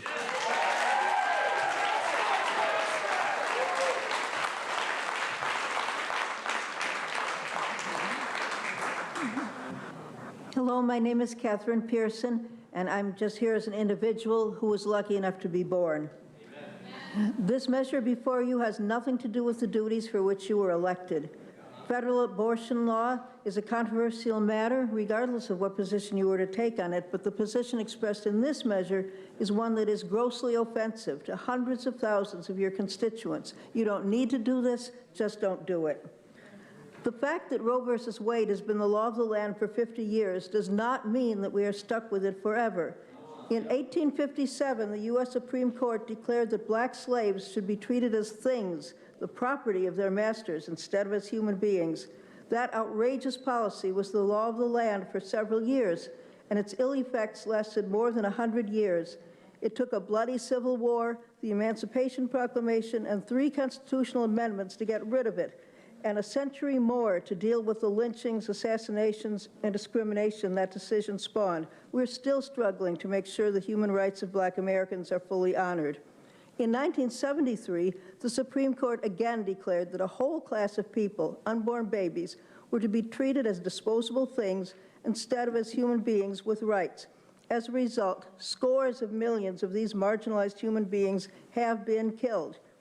The idea that an unborn baby is a thing, like a piece of wood, to be destroyed at will, but it suddenly becomes a human being with rights, whom it would be a murder to kill the moment it emerges from the womb, is morally and scientifically preposterous. One day that idea will be on the ash heap of history We shudder when we read about slavery in America, Aztecs tearing out the hearts for human sacrifices, or Nazi extermination camps. But who has murdered more, those people or our own country? Yes, one day legal abortion will join these other atrocities on the ash heap of history. Let's not put San Diego there with it.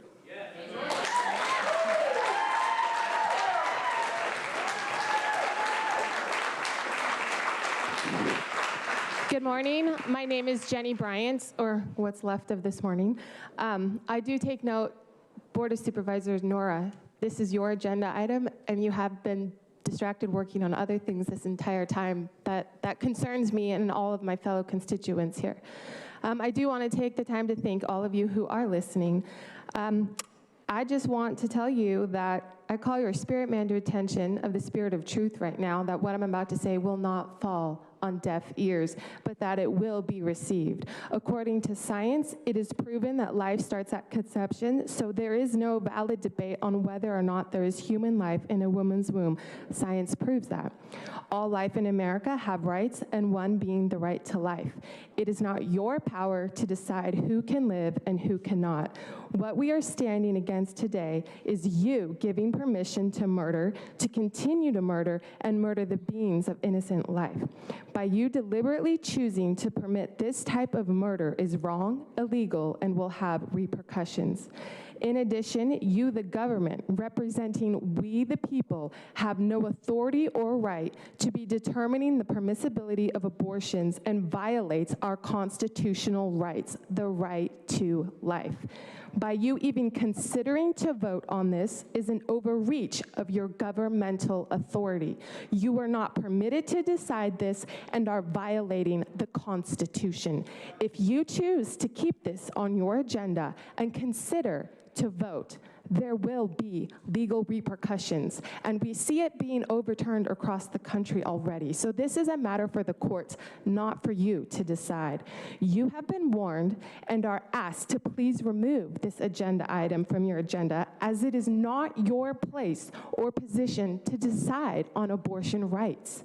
And I pray that the Spirit of truth may come upon you and open your eyes with understanding and the revelation of who you are and why you are a public servant in this position. I implore you. Thank you. Next speaker, please.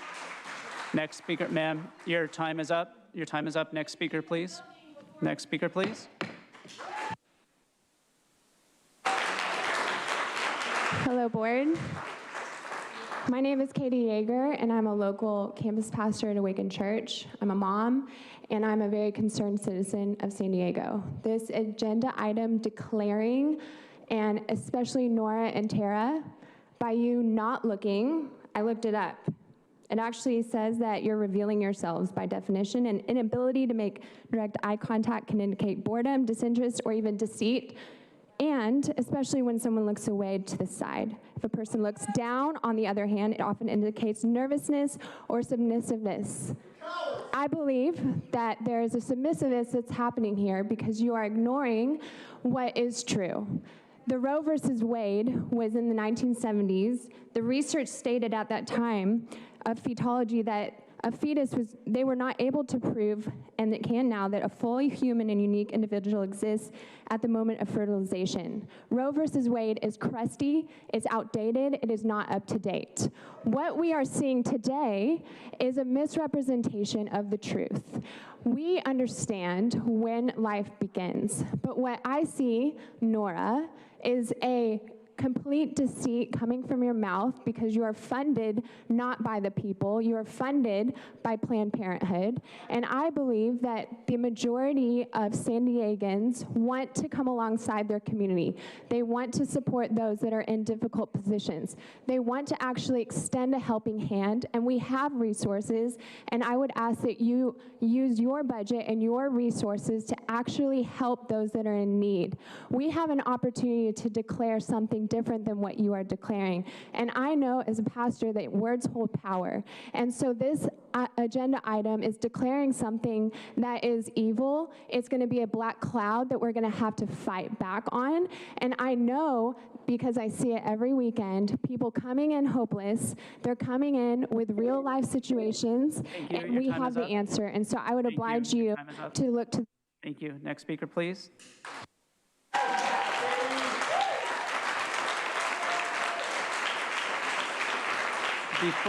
Before the next speaker begins, I'll call 5 additional speakers: Leanne Mathesius, Andres Wong, Kristen Francie, Kim Ip, and Mary Bones.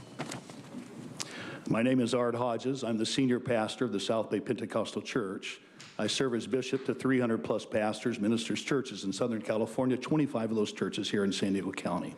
My body, my choice. For a number of years, pro-abortion activists have used this slogan. In a September 11, 2021 letter to the editor, Peter Krebser wrote, "This past week, as I was driving along Chetco Avenue, I noticed 30 or so people near the fountain in the front of Grocery Outlet. I cannot help but wonder what they were doing there. It was not until I came alongside them and saw the signs and T-shirts saying, 'My body, my choice,' did I realize they were demonstrating for abortion rights.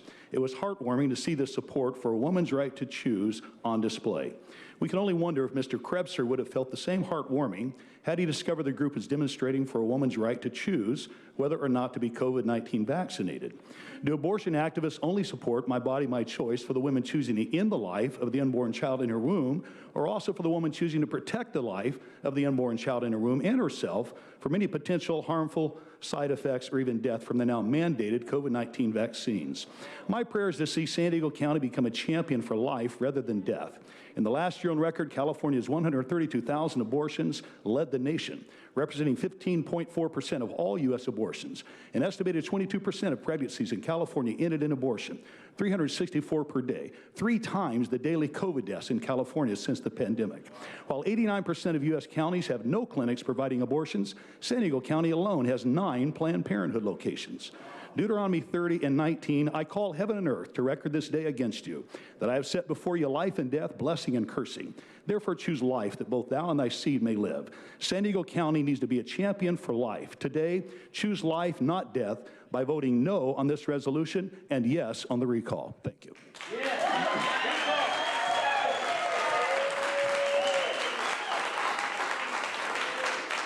Hello, my name is Leanne Matesius, and I am a pastor at Awaken Church San Diego. Our church represents 10,000 people, at least 5,000 of whom are women and girls. I'm here today to oppose this agenda and its intent to turn our city into a slaughterhouse of the innocent. As a pastor of almost 30 years, I have seen the devastating impact that abortion brings. The shame, the remorse, and the torment that women and men experience is real, and it is heartbreaking. In 30 years of ministry, I have not met a single woman who has not regretted her abortion. It's clear that the authors of this proposed agenda believe women are weak and don't have the ability to do what's difficult. This is a lie. Women are strong and they are capable. God divinely designed their wombs to be safe havens from harm and their hands to nurture life and not destroy it. I have a great alternative to your proposal. Instead of supporting abortion, support the church. Throw your influence and resource behind the churches in San Diego. Churches that day in and day out are on the front lines helping actual people. Churches that teach men and women to honor each other and face their responsibilities with courage and support from their community. I want to say something to every supervisor today as you deliberate your decision. One day you will stand before the ultimate judge, a judge who cannot be bribed and cannot be bought, and you will be held to account for the decision you make today. I'll finish with this challenge from the Bible. This is what the Lord says: rescue those who are unjustly sentenced to die. Save them as they are led to the slaughter. Don't excuse yourself by saying we didn't know, for God understands and he sees you. The Lord your God knows you knew, and he will repay all people as their actions deserve. Next speaker, please.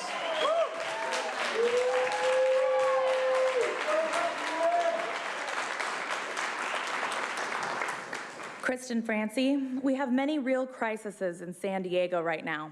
homelessness, immigration, drugs, housing, cost of living, unemployment, sex trafficking, education, nursing shortages, just to name a few. Residents of California are fleeing the state because of moral erosion and the part you have all chosen to play, a governing body who has forgotten their place and their true purpose, to protect the governed's freedoms. So tell me, when has abortion rights been an issue in San Diego County? Or are people being stopped or oppressed? Why do you see it necessary to waste our county's resources fighting a battle and starting a war over something that is not even currently an issue in San Diego, or other than to promote your own self-interest and distraction? Oh, is that it?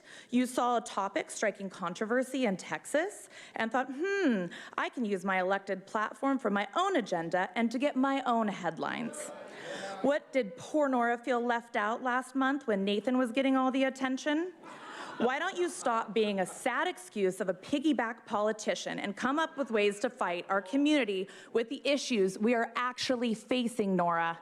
Start taking your position here on this board seriously, or just like Tara, who can't even bother to barely attend most meetings, we will come after you next. Stop being champions for headlines and start being champions for your people. Yes.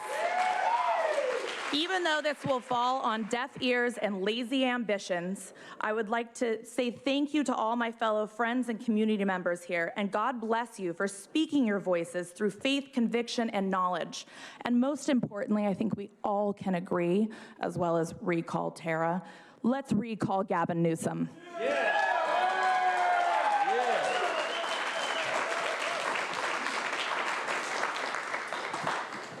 Good afternoon, ladies and gentlemen, Tara and Nora. I am Andres Wong, a naturalized citizen of this land of the free because of the brave, and a resident of this county since 2010.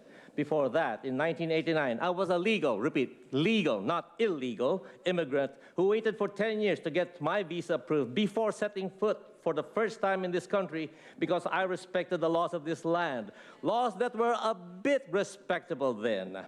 After having served in this world's greatest Navy for 20 years, protecting each of your rights to life, liberty, and pursuit of happiness, I now ask that you pass bills that respect my rights and the rights of many freedom-loving San Diegans here. This item number 3 does not. Per the CDC, California already kills an average of 500 babies a day by abortion using my tax dollars and the tax dollars of every hardworking San Diegan here. If San Diego becomes a haven for this so-called reproduction freedom, which, by the way, is a mere euphemism for the murder of innocent preborn children, or preborn women, of 50% of them, the number of deaths due to abortion in San Diego will rise to who knows what number, maybe even beyond the state's 500 per day. And Ms. Nora's memo stated that there is no fiscal impact. Do all of you think that you can limitlessly milk the working population of San Diego of taxes just to support your sick agenda? How much is one human life to each of you? It seems that with this no fiscal impact statement, human life is pegged at $0. Please know that each of you, each of your own lives has value only because there is a God who made you for a purpose. Whatever this purpose is, no one knows, but we all can see that it is to rile and rouse all decent human beings in San Diego to action against your stupid proposals. Thank you. Your time is up. Thank you. Thank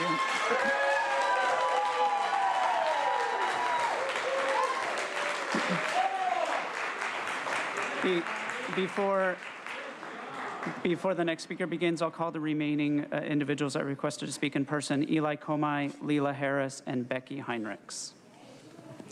Ladies and gentlemen of the board, thank you for taking our opinions today. My name is Kim Ip, and I come to you with 2 hats on. The first is that I'm a co-founder of 2 businesses down here in San Diego, and I know that San Diego is a beautiful, family-friendly destination where many people come to visit from across the country. We've got San Diego SeaWorld and the zoo, and every attraction beckons families to our amazing city. And in business, you have to have a unified message, one that says we are family friendly. So let's keep our marketing message focused on families, pardon me, so that no one will hesitate to visit our beautiful city and frequent our local businesses, all of which pay taxes to support our government functions. But I also come to you as a child of the Most High God, and I would be remiss in telling you and not telling you that last Tuesday, when the Supreme Court of Mexico made it legal for abortions to occur, there were two very interesting things that happened.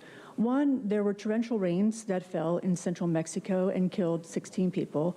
The second is that a 7.0 earthquake hit Acapulco. The interesting thing about that earthquake is that inexplicably, there was a big blue light that shone in the night sky. And that does not happen very often after earthquakes. And I truly feel that our Lord God is getting very frustrated with us and our intransigence against what he wants us to do. I also know, too, that at the 12 o'clock hour in the Catholic faith, we say a prayer called the Angelus, which we pray to our Blessed Mother. And I think she is looking down upon us. I know that God is as well. So with the words of Jeremiah, I leave you with the words God revealed through him. For my eyes are upon all their ways. They are not hidden from me. So I beg you to turn away from this declaration, and thank you for hearing me out.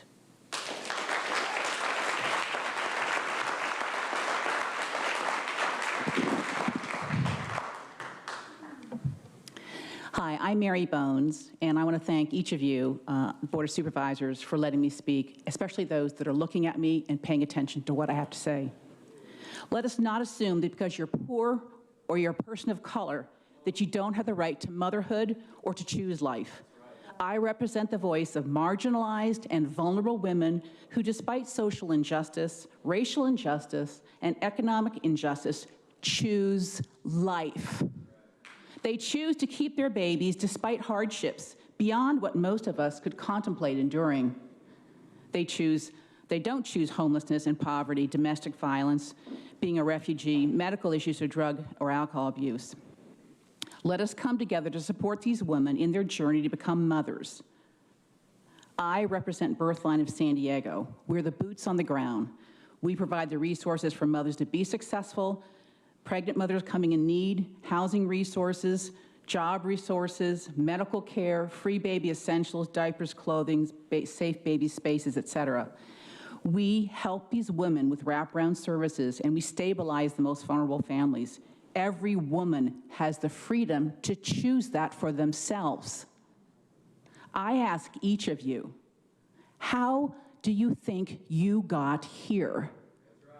Your mother chose. We need the county to fund more life-affirming services and to allow people to choose life. Thank you.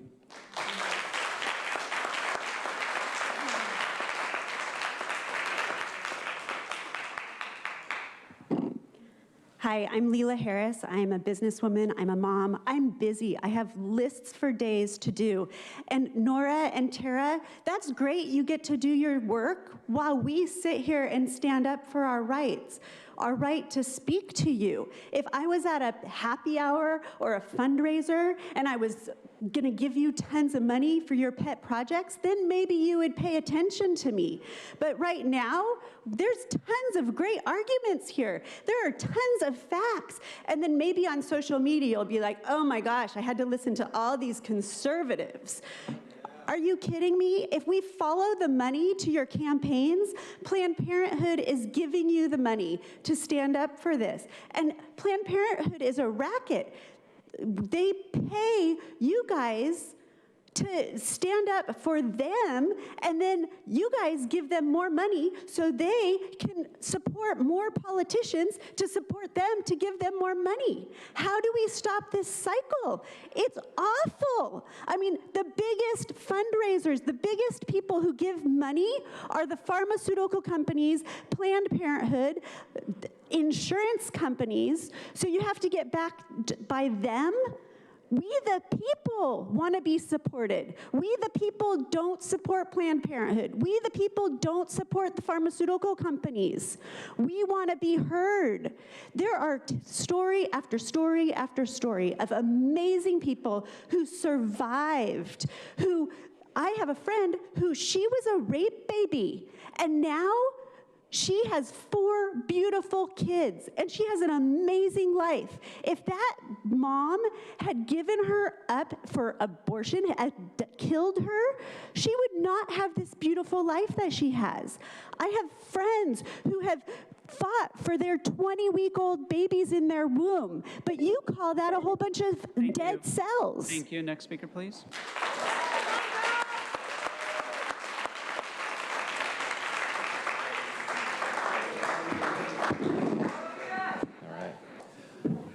Hi there, Eli Comey, District 4. I just want to see if Nathan Fletcher is still online.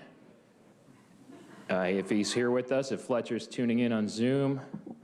If he's still here, no, okay. And I take it that Joel Anderson is absent today.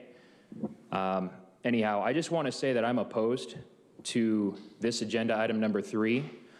If you're wondering why a lot of these anti-vaxxers are down here talking about abortion, if you haven't figured it out by now, a lot of these issues are related. It's all related. We're not out here because we like to sacrifice Tuesdays to come and talk to you. We're out here because we're defending lives, we're defending our rights, and we're defending San Diego County as a place people want to live in. How did this all come about? How did this abortion agenda continue to get pushed? It's a part of a depopulation plan. It's part and parcel to these overall programs going on with the vaccines right now. I'm going to look into my crystal ball, and I'm going to see 3 supervisors voting up for this, and the only one opposed to it is Jim Desmond. Nothing's going to change. We've allowed this to happen. The real battle is within our own households, and it's within our own streets. We need to go and talk to our neighbors, because politics is downstream from culture, and we've lost the culture. We need to reclaim it, and we need to educate our friends and our coworkers, our family members, and our neighbors. Please, if you're watching online, this is a documentary that was put out by a San Diego filmmaker, Tracy Robinson. It's fantastic. I encourage all of you to look at it. Thank you for your time. Thanks for paying attention, staff. Thanks for being there, Nathan Fletcher. And thanks, everyone. Inform each other. We have to do this. Thank you. Next speaker, please.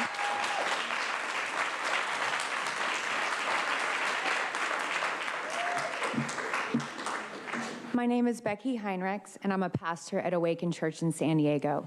I'm wearing a necklace today that contains 3 sets of footprints, 2 blue and 1 pink, for my 3 living children. But there should be 4 sets of footprints in this necklace. But there isn't, because 27 years ago, I ended a pregnancy and abortion. And from someone that made that choice, I need to let you know that this is not healthcare. There's nothing caring about it. Healthcare is meant to bring healing and life, not death and pain to the helpless.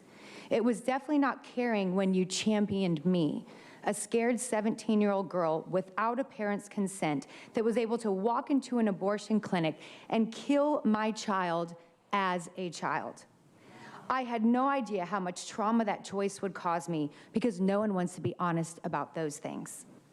For 15 years, I suffered and kept that secret. I suffered with anxiety, depression, shame, and I attempted to commit suicide on 1 occasion, which is no surprise, because women that go through an abortion are 34% more likely to suffer anxiety and 155% more likely to commit suicide, and the statistics go on. Do we really want to be known as the champions of death? Do we really want to be known as the champions of destroying women's mental, emotional, and spiritual health? So I want to serve you notice today that you don't actually get to declare a thing over a city that you do not own. And today I will declare in the name of the Lord that this city is a city known for life and not death. I come against every demonic, wicked spirit of death, destruction, and suicide, and every Jezebelic, Molech spirit that has been operating in your lives and in this city. And I rebuke it in the mighty name of Jesus. And I declare life over this city. I declare children being born into homes where they're loved and accepted and valued. And I silence the wicked voice that you carry within you. And I declare that you will not have peace in your sleep until you turn from your wicked ways. Amen.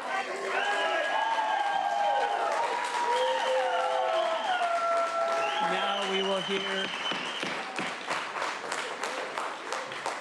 We will now hear from those that requested to speak by phone. We'll be calling speakers by the last 4 digits of their phone number. You'll hear a notification that your call has been unmuted. You will then need to press *6 to unmute your phone. We'll ask you to please state your name for the audio record, and I'll remind the callers that they should mute their TV or live video stream before they begin speaking. And if you could please identify the first caller. Our first caller is 1445. 1445. Please press *6 to unmute. Hello, can you hear me? Yes. Yes. Hi. My name is Shannon Higgins with the San Diego Reformed Church. It is incredible that the supervisor meeting called on a pastor to pray before this meeting with these wicked agendas presented today, and you are voting to advocate for more murders in the name of Christ in our city. Make no mistake, if this passes, you will heap judgment on yourself and this city, most especially if you profess to be a person of faith. God will not be mocked. He has commanded us that we shall not murder. Murder is the taking of a human life. The life in the womb from conception is scientifically a human being put there by God. For a group that champions the cause of science, you are a science denier if you do not consider this a human life that should be cherished and protected.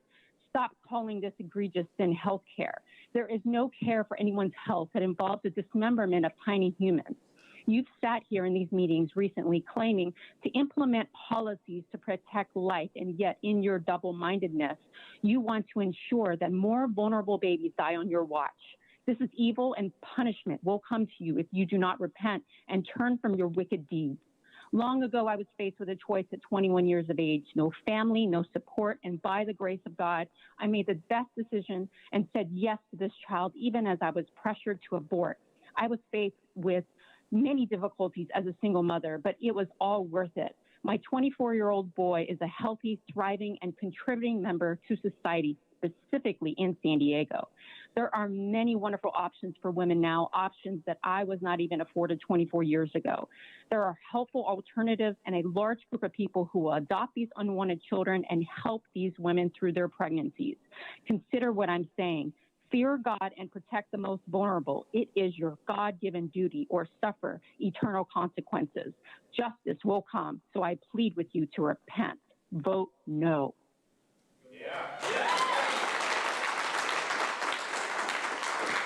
Our next caller is 8188. Sorry, 8118. 8118. Please press *6 to unmute.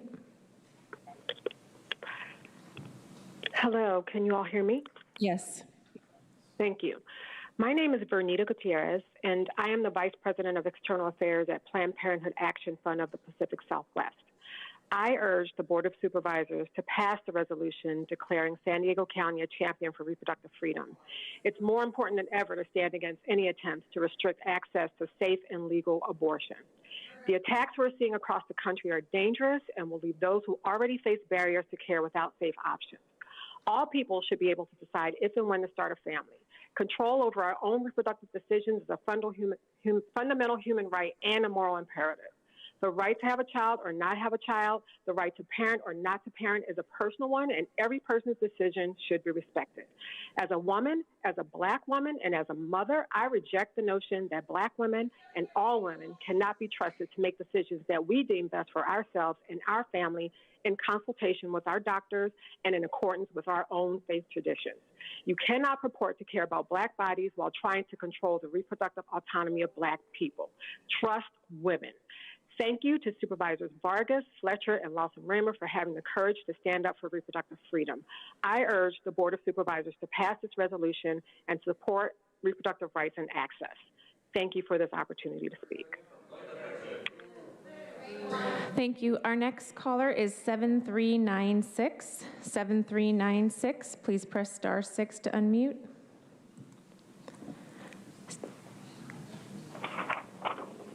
Hello? We can hear you. Can you hear me? Yes. Thank you. I would just like to echo all the comments that have been presented today. Can you please state your name for the audio record? My name is Vicki Rosker. Thank you. And I would like to thank all those who have been there in person today for your comments.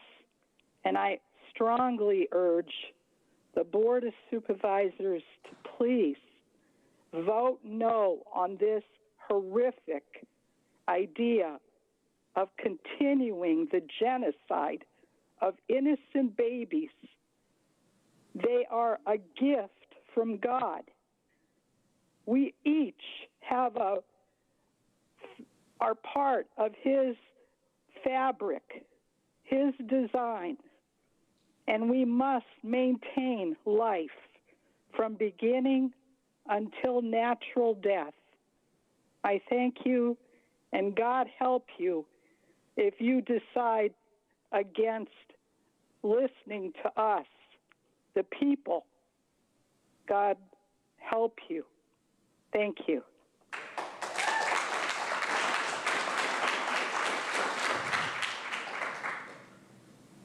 Our next speaker is 4612.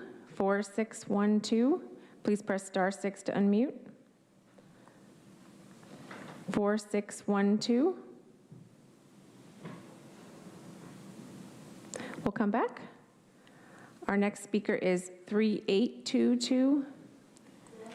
3822. Please press *6 to unmute. Can you hear me? Yes. Can you hear me? Yes. Hello. Hello. My name is Patricia Hansen, and I thank you for the opportunity to speak. I come before the board today to ask each of you to rise to a higher level of integrity in your voting on this issue. To support a declaration that is blatantly untrue, and I quote, that San Diego County is a champion of reproductive freedom, would be a blatant lie, just as it would be a lie to declare that San Diego County is a haven for all those who stand for the life of the unborn. We are not all on the same page on this issue in San Diego County. Can't we all agree that we should not sign on to a biased, untruth declaration representing San Diego County? The debate on the right to an abortion rages on in our county, as is evidenced by today's turnout. And that's okay. That's good. That's the American way. The freedom to debate. Board members, I urge you to vote for truth and not a tyrannical approach to an issue where there is so much disagreement and debate. This would reflect badly on San Diego County throughout our nation. We will be watching as you vote on this issue, not whether you are pro or con for reproductive rights, but whether you have the integrity to stand for truth, regardless of your personal views. The issue cannot be stamped with the tyrannical strong arm of one side over the other. San Diego County and our Board of Supervisors should stand as a beacon of light in our nation, as a county that promotes the American values of truth, integrity, and freedom over a very contentious issue. Tara and Nora and Nathan, please vote for truth. Thank you. Thank you. Thank you. Our next caller is 8777. 8777. Please press *6 to unmute. Can you hear me? Yes. Good morning. I'm Eric Brown, and I find this declaration for championing reproductive freedom absolutely disgusting. You can't disguise murder as reproductive freedom. Ripping a baby from a mother's womb is murder, and you'll be accountable to God for your actions and supporting of this. The message I have for you is simple: to repent of your sins, that is to turn from your murderous ways, your greed, and your idolatry. Put your faith in the Son of God, that is Jesus, who made an atonement for your sin on the cross. Do this or perish. Romans 6:23 says this: for the wages of sin is death, but the free gift of God is eternal life in Christ Jesus our Lord. Vote no on declaring San Diego champion for reproductive freedom, or good luck on Judgment Day. Thank you. Our next speaker is 3866. 3866, please press star 6 to unmute. 3866, please press star 6 to unmute. Hello, my name is Mark Inoue, and abortion is the intentional murder of human life. This genocide needs to stop.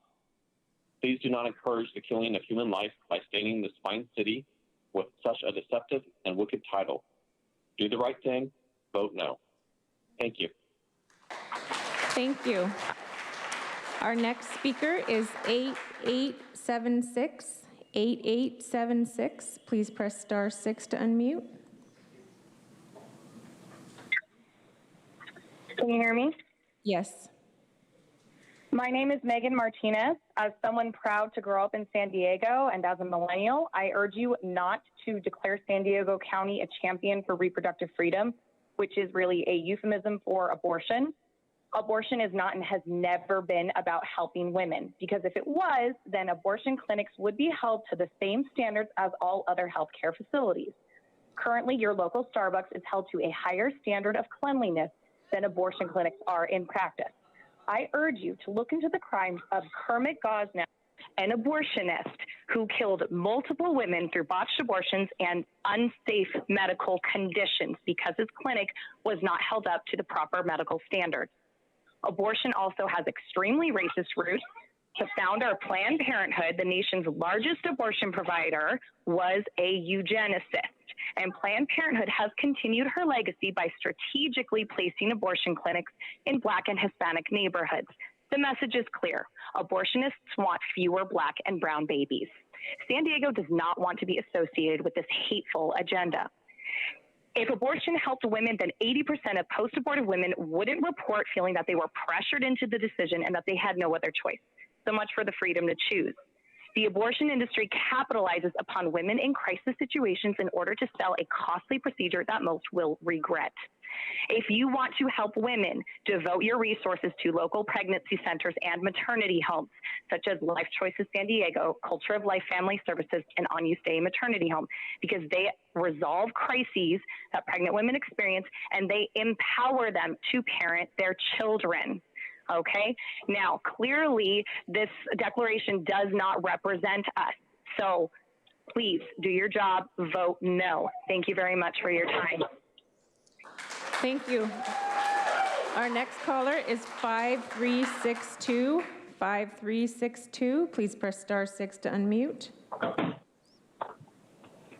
Good afternoon. My name is Judith Howell. I'm the Vice President of Run and Run, and I want to say thank you to Vice Chair Vargas for introducing this resolution and for being so gracious and patient during this public comment. And I also want to thank Chair Fletcher and Supervisor Lawson Raymer for their continued leadership. The community is rooting for you and this resolution. I am firmly in support of the resolution declaring San Diego County a champion for reproductive freedom. Abortion bans and restrictive laws disproportionately impact populations that already face barriers to accessing care: people of color, people with low incomes, immigrants, and young people. Restricting abortion will not stop abortion. Please pass this resolution and support reproductive rights. Thank you. Thank you. Our next caller is 6784. 6784. Please press star 6 to unmute. My name is Marty Martinez. This resolution is a declaration of the county's strong commitment for abortion, a right to choose, But who is making the choice?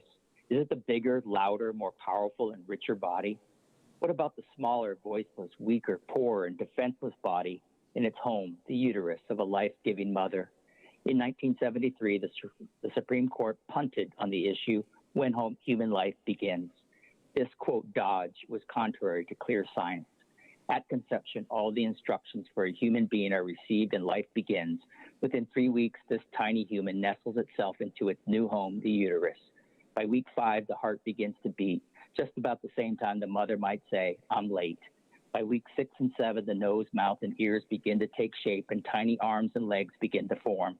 By week 8, nerve cells are branching out. By week 12, this tiny human is kicking and stretching, but the mother can't yet feel those movements. By week 13, if it's a girl, her ovaries will contain all the eggs she will ever have. What about her reproductive freedom? By week 15, this tiny human will turn away from a flashlight pointed at the mother's stomach, and we are not even halfway done. Abortion kills this whole process and results in the death of this tiny human. Where is his or her right to choose life?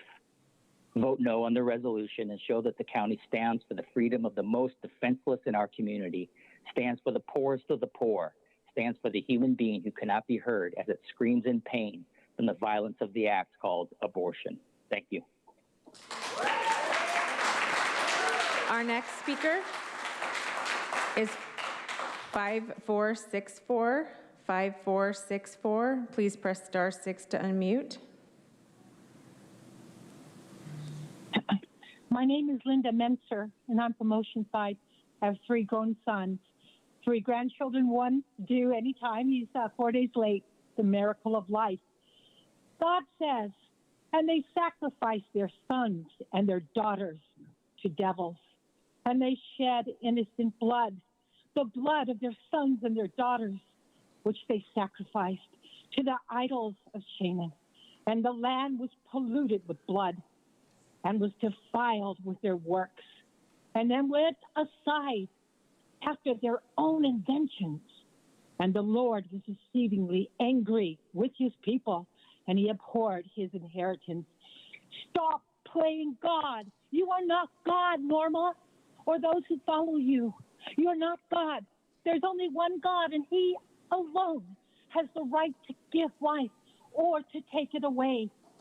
Social justice, Norma, begins in the womb.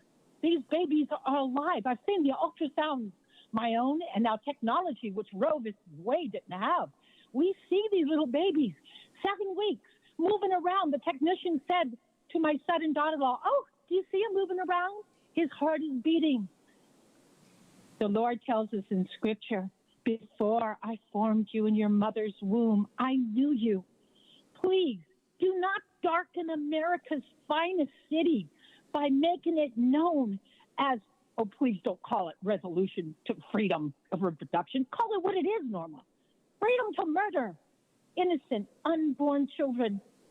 Please do not use these fluffy words. Say what you really mean. 60 million murdered since Roe versus Wade.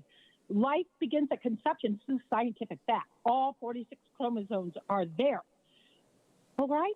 And you know, only 1% of pregnancies are because of rape, and they need to be protected as well. Thank you. All the rest Time is up. Thank you. Next speaker, please. Thank you. Next speaker, please. Our next caller is 7090. 7090. Please press *6 to unmute. Good afternoon. My name is Jorge Reyes Guerrero, and I'm a father of 3 small children, and I strongly oppose declaring the County of San Diego a champion for reproductive freedom. Ms. Vargas, Ms. Lawson Rainier, Mr. Fletcher, you guys' duty is to protect the safety and health of all residents. An unborn child in her mother's womb is a resident, and her health and safety should be protected as a matter of equity. Let me be clear, abortion is not health care. Abortion medical procedures was barbaric and horrific, with the sole purpose of killing an innocent child. Please, I ask you guys to give women real solutions that offer hope, such as adoption services, instead of an easy way out that hurts them, leaving behind trauma, shame, despair, and suicidal ideation. San Diego women and all women around the world deserve better. Again, I oppose this horrific resolution, and I ask you to vote no. I will pray for your conversion to repent and believe in the gospel. God bless. Thank you. Our next speaker is 0301. 0301. Please press *6 to unmute. Reproductive rights. That is, if this resolution is but a euphemism for declaring San Diego as a champion for abortion, an abortion at any stage of a woman's pregnancy, at any time, even after the child has a heartbeat, even after the child has a nervous system and feels pain, then we should all be against it. If we are to be champions, we should declare ourselves champions for honesty, or champions for the most fundamental of human rights, the right to life. If you make this resolution, and if we're being honest about what it means to be champions for actual human reproduction, then San Diego County should make the following declarations. The county sends a strong endorsement to all agencies that actually support reproductive rights by giving mothers in crisis pregnancies all the resources they need to help them produce children, not to kill children in the woman's womb, in the mother's womb. County of San Diego sends a strong endorsement in support of the state of Texas, which, like other states, has at a minimum begun to defend reproductive rights, which by definition should mean the rights of children who have been reproduced, who have a heartbeat, to be free from pain and from a horrific and terrible death, and not to have their heartbeats ended by surgery or by chemicals. Let's be champions for honesty. Let's be champions for life. To call abortion the murder of the innocent's reproduction is absolutely dishonest. It would be comparable to the pre-Civil War South declaring itself a region that is championed for the freedom rights of the enslaved. We should have no part in wordsmithing to call abortion a reproductive right. We should have no part in any darkness that involves the killing of human beings in the womb. If nothing else, this county should lead in a better dialogue and to help heal this nation. Let them take the first step and make a declaration. We believe that a child is an individual and a sacred human being at the moment of conception. If you do not believe this, at least make the declaration that the moment the child has a heartbeat, that heartbeat should not be terminated by abortion, by chemicals, by surgery. Speaker, please. Our next caller is 8420. 8420. Please press *6 to unmute. Good afternoon. My name is Melanie Burkholder. I'm a candidate for the California State Assembly in the 76th District. At times such as this, when us taxpayers are being stretched to make ends meet, being forced to choose between employment and a shot, and having our parental rights and property rights stripped of us, I wonder exactly how misplaced this board's priorities can be that the idea of being a champion of abortions is how San Diego and its residents should be known. Do you know that California performs over 125,000 abortions annually? For perspective, which is clearly lacking on some board members, that's the entire population of Santa Clara. And this is not about access to health care. We do not have an abortion access problem in California, Nora. You stated that in the overview, quote, for decades, the state of California has served as a model for providing and protected access to reproductive health care, end quote. We have a problem of women who feel the only way to achieve what they want to achieve in life is to kill their unborn baby. Perhaps a better use of time and taxpayer dollars would be to provide support services so women don't have to make a horrible choice to abort their babies. We could be known as champions for single moms, and that's something I could get behind. Based on the above two facts, this proclamation is not necessary and is clearly political grandstanding, distracting from the real issues at hand, like high taxes, unemployment, homelessness, and fentanyl overdoses, just to name a few. I oppose agenda item number 3. Please vote no. Thank you. Thank you.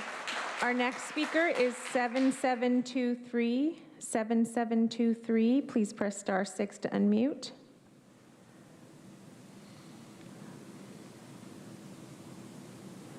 Anything else that would be helpful for you?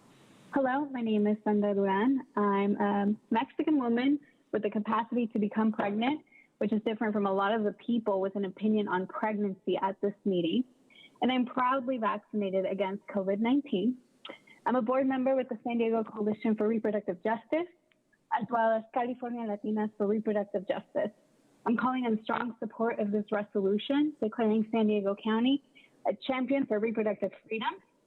As states around the country enact more and more restrictive laws that limit the right of all people to decide if and when to start a family, it's more important than ever for California and local jurisdictions to do all they can to expand and protect access to safe and legal abortion and reproductive justice.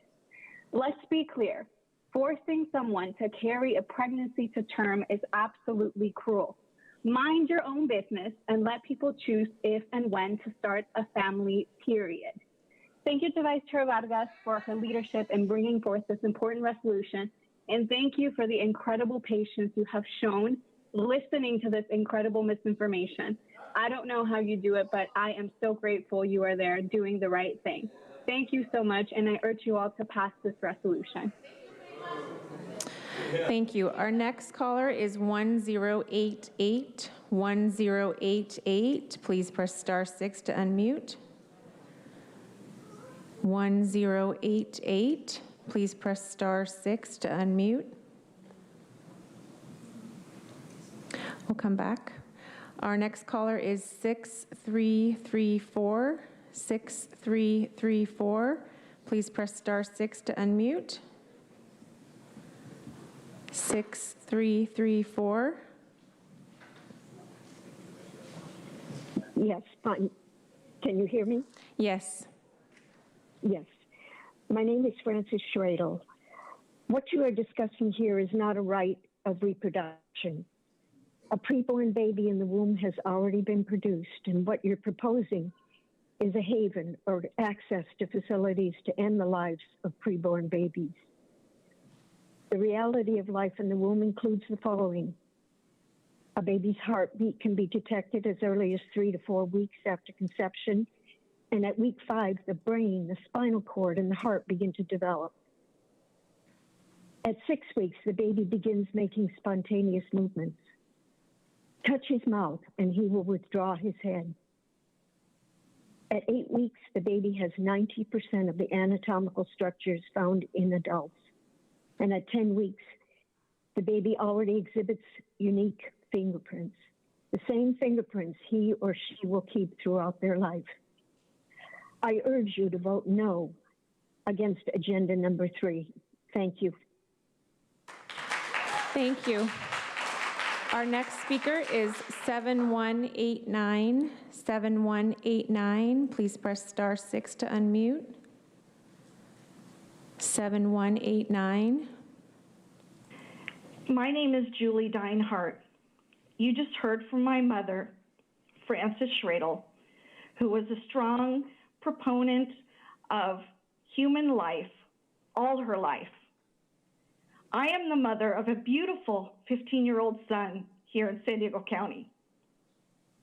I strongly believe that all human lives matter. That is human lives. I strongly oppose making San Diego a haven for abortion. I am also a manager in health insurance. So I am not ignorant of the physiology of a baby in the womb. I believe a baby in the mother's womb is a human being and entitled to the same rights and liberties as all of us. I had a miscarriage, and I was devastated because I knew that that was a human life and my future son or daughter that I had lost. Abortion should not be used as a form of contraception. Educate them, but do not encourage or promote the genocide of our human race. Please join me in voting against this agenda number 3. Thank you.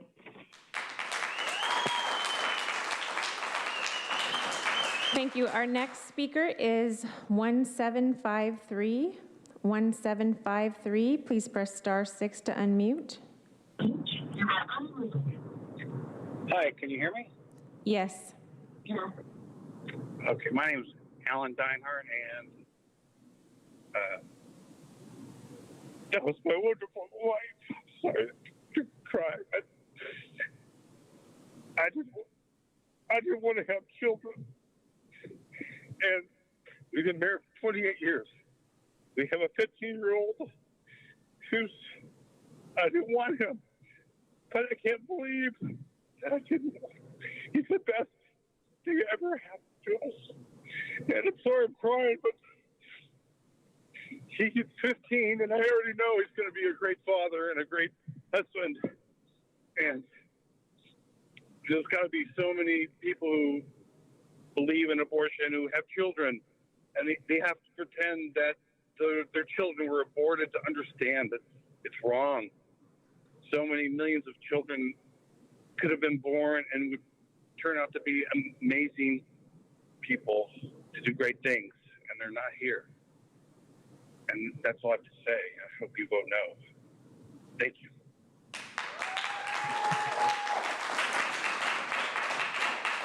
Our next caller is 9516. 9516. Please press star 6 to unmute. 9516.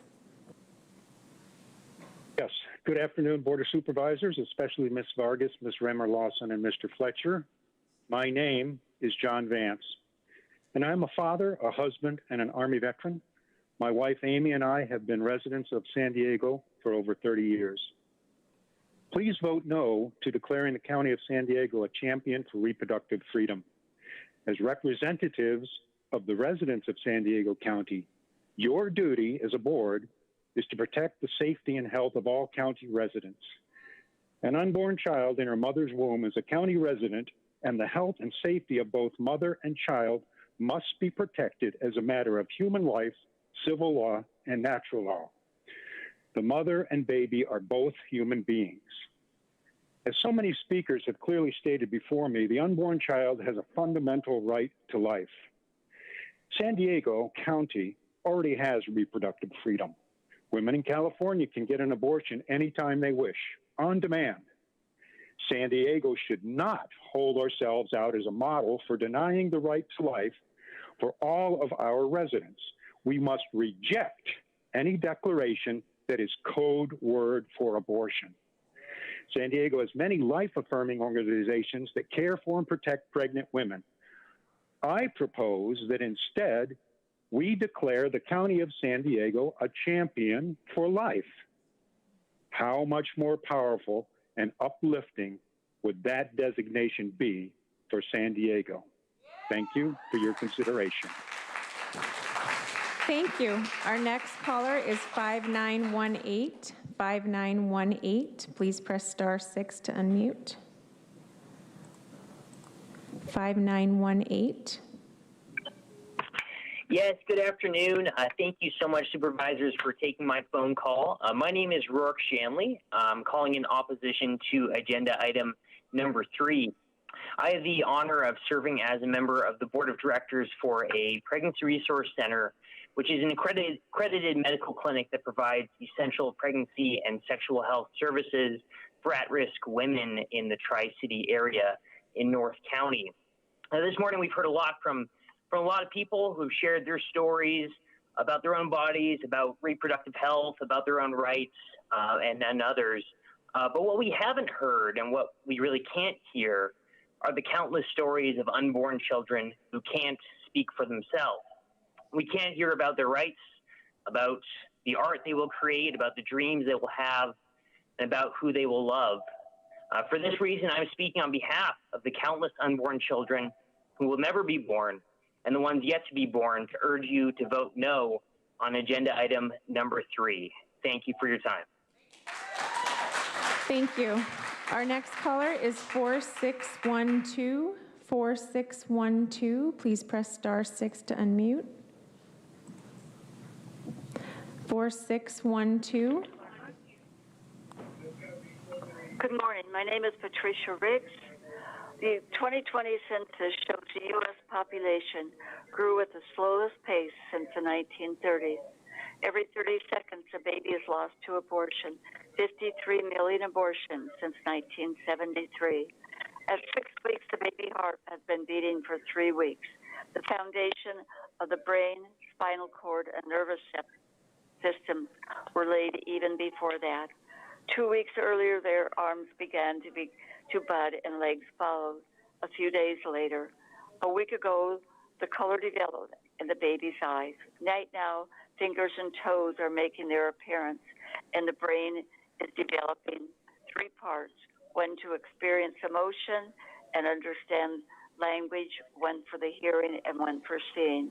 The human life is sacred, that the dignity of the human person in the dignity of the human person is found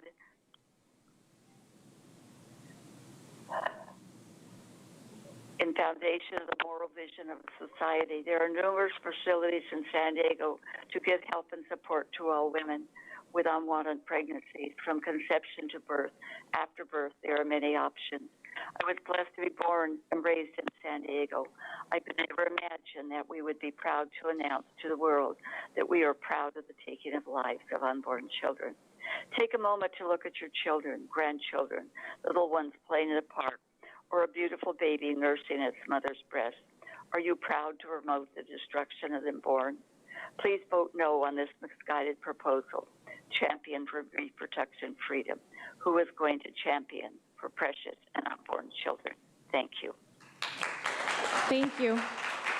Our next speaker is 1088. 1088. Please press *6 to unmute. 1088. Please press *6 to unmute. We'll come back. Our next caller is 8826. 8826. Please press *6 to unmute. Hi, good afternoon. My name is Amy Cruz. I am a resident of District 1 and a community organizer. First, I want to thank Vice Chair Vargas for standing with women and those that can get pregnant in the county and fighting for our right to choose when we decide to start a family in our own terms. I urge the board to pass this resolution declaring San Diego County a champion for reproductive freedom at a time when reproductive health care and access to abortion are under constant attack, including 561 abortion restrictions and 165 abortion bans were introduced this year alone. It is more important than ever that we act to ensure that all people have these basic human rights to control their own reproductive decisions. Please support this resolution. And before I hop off, I'd like to address those that are against this declaration. If you do not like abortion, do not get one. Stop trying to police women and telling them what they can and cannot do with their bodies. You claim to advocate for all these children. Yeah, I don't see any of you turning out and advocating for better sexual health education for our children, better access to resources. None of you are actively working to fix the system that also incarcerates youth, especially Black and brown youth. Do not make this some moral thing, because obviously it is not. So thank you again, Vice Chair Vargas, for your patience and your continued support. Thank you. Thank you. Our next speaker is 1089. 1089. Please press *6 to unmute.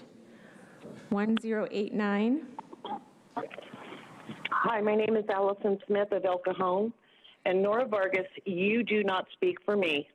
And I'm a lifelong San Diego County resident.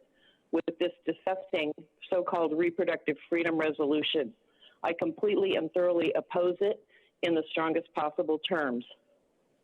Abortion is a violent act that deliberately murders an innocent human life and that wounds the mother, father, and other relatives who are deprived of nurturing a new family member and helping that baby grow into adulthood.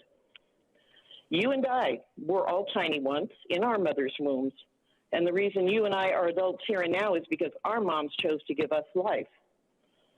For you to advocate abortion violence by bringing forth this resolution shows that your heart is dark and that you do not truly care about women.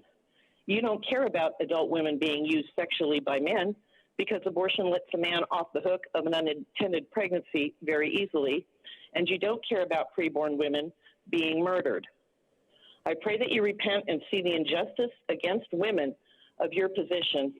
And I'd also like to add that you Democrat members of the County Board of Supervisors, when you're not trying to take our money and our freedoms, then you're here advocating for the murder of the innocent unborn. You guys are unbelievable, and I pray that you repent and see the error of your ways. Thank you.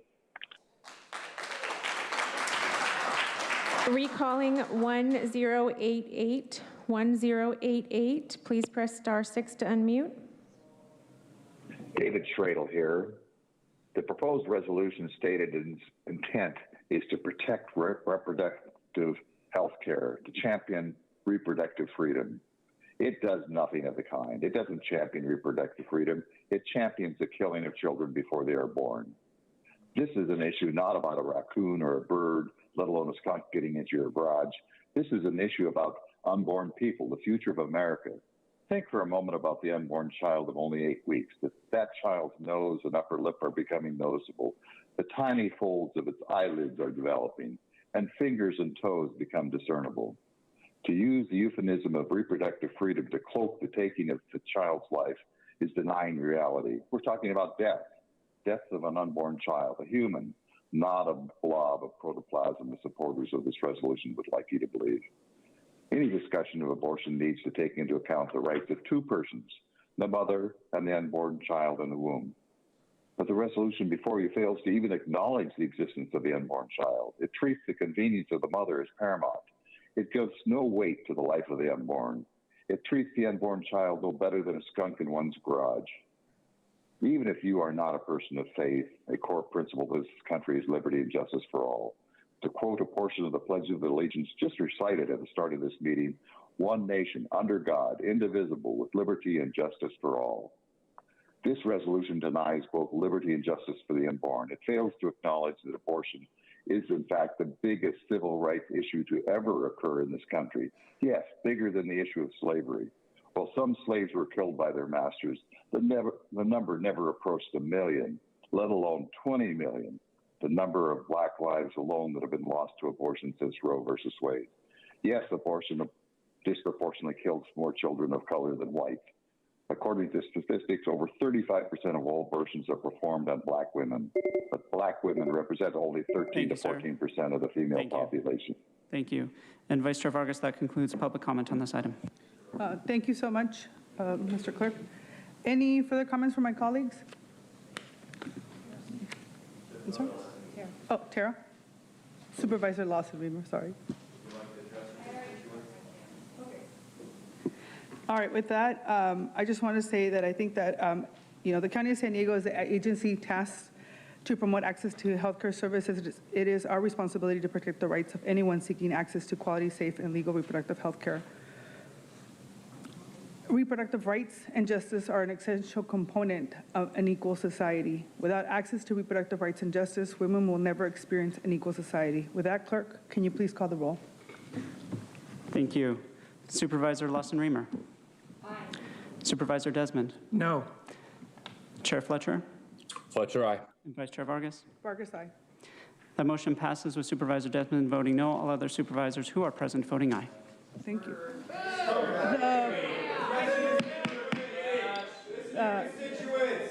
With that, the Board of Supervisors will recess until tomorrow at 9 a.m. Andrew, can you read the items that will be heard tomorrow?